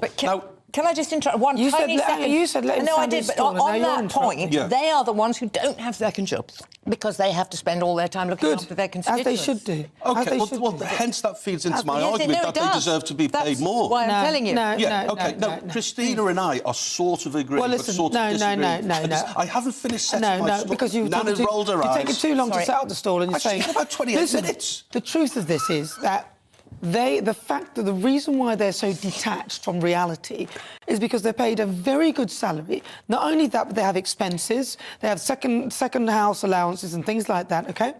They have so much time off. They've got that ridiculous thing in the middle where they can spend, 6 weeks or something? Like teachers. Hang on, let me finish. They don't get paid as much, do they? They don't get paid as much. But they have that 6 weeks off in the summer. Yeah, but they don't get paid £84,000. Exactly, they don't get £84,000. So let me finish. Jobs aren't the same. Let me finish. Ooh. Do you see these things? Stare of death. Yes, it was. So listen. The point of this is the fact that they are then allowed to then waste even more time doing things that will help themselves privately when their actual goal is, first of all, it's like a vocational job. You are there to serve the people. You are looking after the people. You are paid even more than most of the people that you're serving. You have expenses. You have other things, other privileges. Absolutely not should you be allowed a second job. I think it's ridiculous. Job, though, but if you... Because your attention will be elsewhere. Not necessarily. And your attention must be... I haven't got ADHD. But listen, if you're that good, then you'll still stay in post irrespective of who's in power. And therefore, you don't need to worry about it. And that's for that short-termism. That's not the 5 years, most people don't even spend 5 years in one job. MPs never used to be paid in the old days. It was in 1911, under a Parliament Act, they started to introduce the pay, and it was £400 a year, which was a reasonable amount of money in those days. But in those days, they only sat from February to July, and then they sat for about a week, apparently, in the beginning of the winter. But they didn't sit in the winter, so it was a very small job. And what has happened now is that an MP's job is built up and up and up. It's the Citizens Advice Bureau aspect that I referred to. It is not, to me, the job of an MP to worry about whether a zebra crossing should be there or there. That shouldn't even come into his isn't that the postbag. council? It's the council. Of course it should be the council, but MPs get inundated with all this stuff. Well, then they should delegate it to the council. What's wrong with them?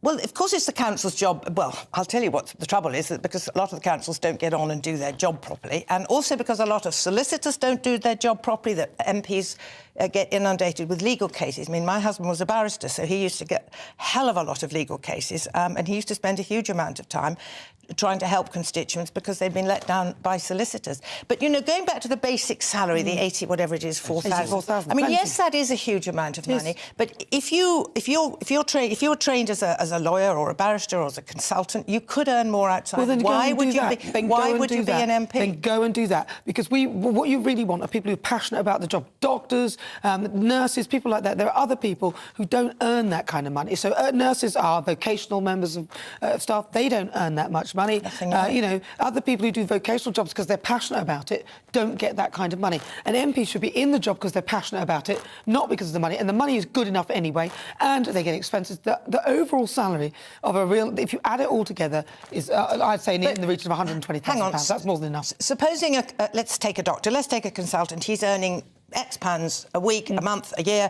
He, on a Saturday, when he's not doing anything else, he gets asked to do a talk and he's going to be paid £4,000 for it. Should he not be allowed to do that? No, you shouldn't be allowed to do it. Why not? It's his free time. Well, if an MP is using their free time... Yeah, but what I'm saying is because that will encroach on the real time. And when did he receive the email to do the job? When was he answering the questions to do? Oh, no, I think that to make it nice and clear, they shouldn't have second jobs. They can focus on the job they're doing. And if they're not good enough, they'll be out in 5 years. And so but those 5 years could have been incredibly harmful for their constituents. What are you talking about? What are you talking about? What do you mean harmful? If they're at the helm and it's harmful for the constituents, they're not doing a good job. Boris, you said earlier on, Boris Johnson says if the constituents don't like it, then they'll vote them out. Exactly. But what that doesn't take into account is a poor performance over those 5 years. Those constituents, he or she could have made some terrible decisions over those. So it's so casual to say vote them out. Absolutely vote them out. What are you supposed to do? You don't keep them. Why is it casual? That's exactly how it works. But most people don't even know who their MP is. Yeah, exactly. That's not good enough. They shouldn't have second jobs.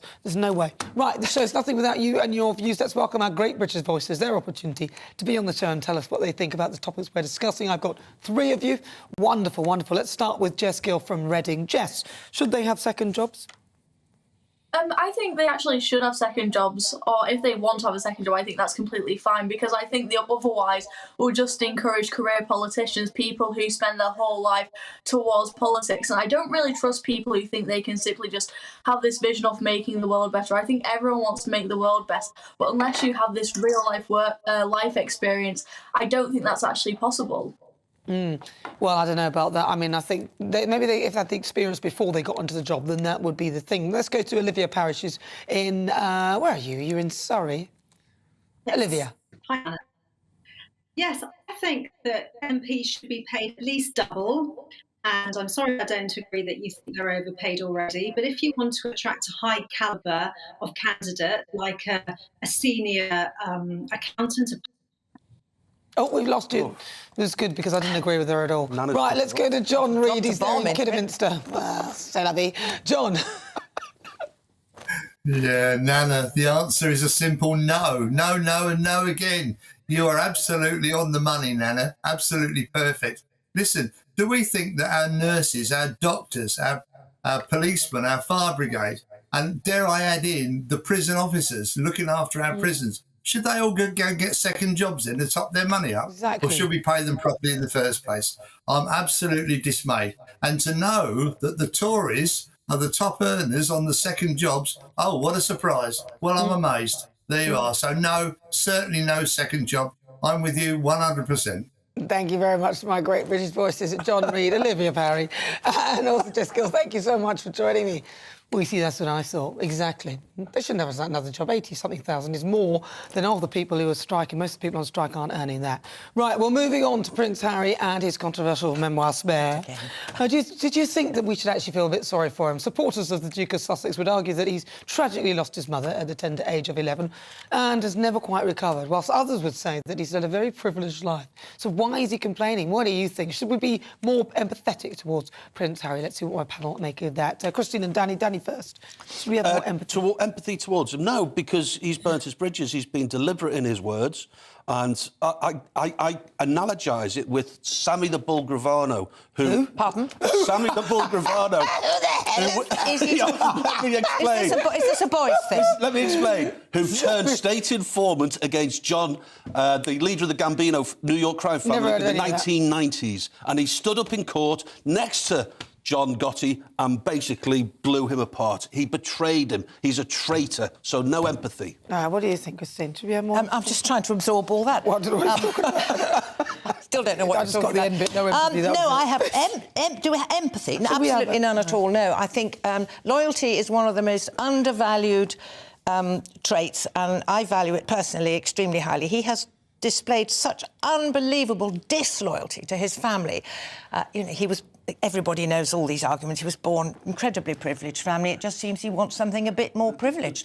I think it's mind-blowing, and let's not go into whether it's Meghan's fault or his fault. He has to take responsibility for what he's done, and I think he has behaved appallingly. But money's got nothing to do with it. But what about some of the stories that he's saying that... Money's got nothing to do with it. Of course it has. No, he's doing it for money. No, it hasn't got anything to do with how he should feel about it, because a lot of his opponents will say he lives in this cottage on that estate, and that's got nothing. He had no choice. You look at how many miserable millionaires there are out there. Yes, but the money that has... doesn't have anything to do with it. I'd rather cry in a Ferrari than a Mini, mate. The money that has... the money that is important is the Netflix money. I'm not talking about the money, the privileged money that he was born into. What money's to him? He is earning his keep from Netflix. Would you forgive Millions him? No one's millions. asked you today. No. Would I forgive him?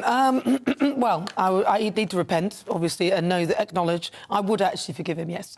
And the reason I'd forgive him is because I would like to think that he could actually turn things around, and I would have to have hope in him that he could change things. Because, I don't like to see people, forgiveness is a big trait, right? So if he can forgive, they should forgive each other and get on with it instead of this nonsense. You can't unsay what's been said. This is what people should, warring married couples... I don't have you down as Hang on, he said it should remember. As the forgiving type. No. I really don't. But people should remember when they're having a row, whether it's with their spouse or their mum or their dad or their brother, that you cannot unsay something. And once you've said it, that will be there in the mind of the other person. I think it's, he's let too many...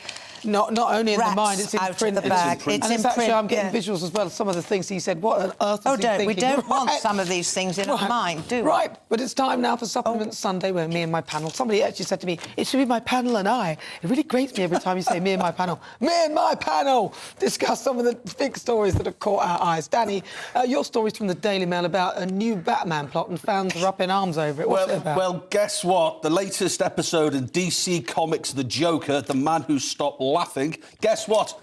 He was never a bloke. He's a trans man. He's pregnant, or she's pregnant. So they're actually including now transgender comic heroes. The Joker, for all of those who've seen all of the Batman movies all over the years and the decades of it and thoroughly enjoyed it, well, you've been fooled all over these years because the bloke's a bird. Well, yet again, I'm on another planet, Danny. I've never watched it, so The bloke's a bird. So what? Bloke's a bird. Yeah, Christine, what's your Well, one about? mine just caught my eye. It's in the Mail today. I find it seriously awful. A quarter of our troops are dangerously overweight. 1 in 4 of our troops has been officially classed as dangerously overweight or obese. 40,000, that is, personnel found to be like that. Over 5,200 overweight obese soldiers have been medically discharged, more than 800 of them weighing over 18 stone. But what are they doing? Now, Isn't that supposed to be training and running around? around? But they arrive in the armed forces fit, of course they do, and they have been allowed to get like that during the course of their military service. That is what is so appalling. It's like when people get married. It's like when you're also coppers. You see a load of fat coppers You on do. the streets, don't you? I know. They didn't used to be fat. They used to have to, like... Well, why, though? Why? Do you know, this is, just very briefly, the Ministry of Defence revealed that 850 of them have been prescribed diet pills. Well, that's OK. More than 60 have had liposuction surgery. Oh, my God. These are our fighting troops. The heaviest I mean, is it's 30 mind-blowing. stone. 30. Careful, Danny. It is... it's appalling. Danny's not in the military. But I'm not 30 stone either. Are you not? How dare you? How dare you? Right, and my one, now this is all about Channel 4, this one. The boss of Channel 4 has said that they are not a left-wing GB News after winning a battle against privatisation. After being asked if Channel 4 was a left-wing GB News, Alex Martin said, no, I think we're politically impartial. Garbage. And this is despite the network being criticised for being overtly critical of the government. I mean, what do you think? I mean, Channel 4's pretty left-wing as far as I can see. Oh, it's very left-wing. I never watch it, but I've been on it occasionally, interviewed by various people like Christian Guru Murphy. Talk about left-wing. I simply don't watch it, so I can't tell you what its content is at the moment, but it's known to be left-wing, but I don't have personal experience. Like you, I try and dodge it, but when I have seen it, particularly in the run-up to the Brexit referendum, it was incredibly one-sided. It was incredibly negative about what could happen. And I, as a former BBC journalist... Oh, here we go. Here we go. Well, the 55th minute. This is the I was longest desperate for some balance, but I never saw balance. This is the question. Is Channel 4 more or less biased than the BBC? I think it's more. I think it's more obvious. Yeah. Do you think it's more obvious? But at the BBC, I'd love to talk about it at length. The BBC, not behind the scenes, what they decide to put on our output is incredibly lefty and liberal. Yeah. They won't put anything right-wingy or Brexity on output. Well, I mean, I would have to confer with that and agree with that, really. But I don't think they'd probably deny that either. That's the thing. But as for Channel 4, I don't really watch much on there. I don't watch it at all. Although, what's that one? That one in America? No, the one in Australia. Australia's Next Top Model, or what is it?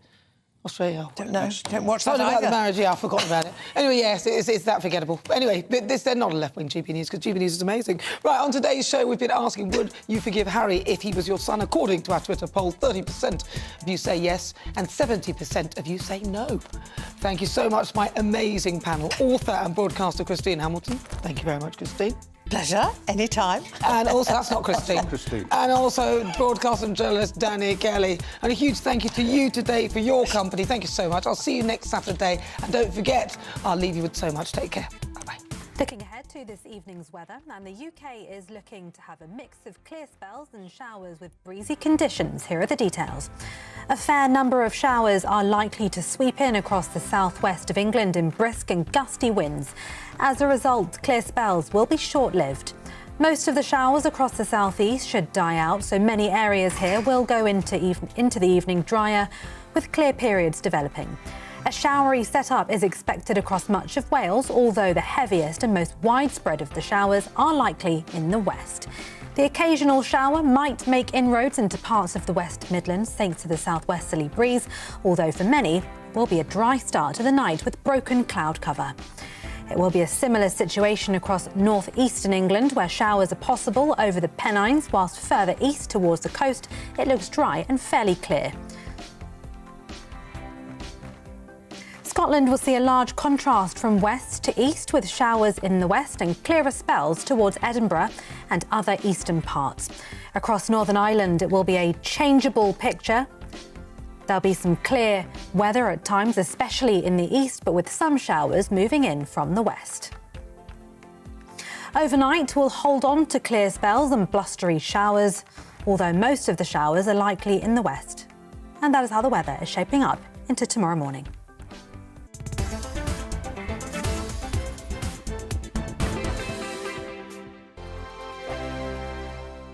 Monday to Thursday nights on GB News. At 6, it's Dubes & Co.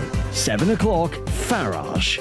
At 8, join Mark Stein. And at 9, Dan Wootton Tonight, followed by Headliners. On TV, radio and online. This is GB News. We are GB News, the People's Channel. Why not take us home with you by visiting the GB News shop at gbnews.store? You'll find all the official merchandise, a really good present actually for yourself, your friends or your family. We ship across the UK mainland at no extra cost. GB News, the People's Channel. Here on GB News Live, we'll be keeping you in the picture, finding out what's happening across the country and finding out why it matters to you. We'll have the facts fast with our team of reporters and specialist correspondents. Wherever it's happening, we'll be there from 12 noon on TV, radio and online. GB News, the People's Channel, Britain's news channel. Monday to Thursday on GB News, it's Bev Turner Today from 10 a.m. We're going to be here for you, our GB News family, to keep you up to date, but also make you smile. There's a guy who went from puberty to adultery. And I can't wait to bring a few of my own opinions. I have no time for cultural totalitarianism. We'll engage in passionate, but always polite debate, with your thoughts and opinions at the centre of it all. Only on GB News, the People's Channel, Britain's news channel. Hi there, it's Stephen and Anne. At breakfast from 6 a.m, you'll always be caught up with everything you need to know, the latest headlines, opinions and debates. We'll bring you the good news and the bad, but most of all, we're here for you. Remember, send in your views and let us know what you would like us to talk about. That's because we're your news channel. And every morning at 6 a.m, it's breakfast on GB News.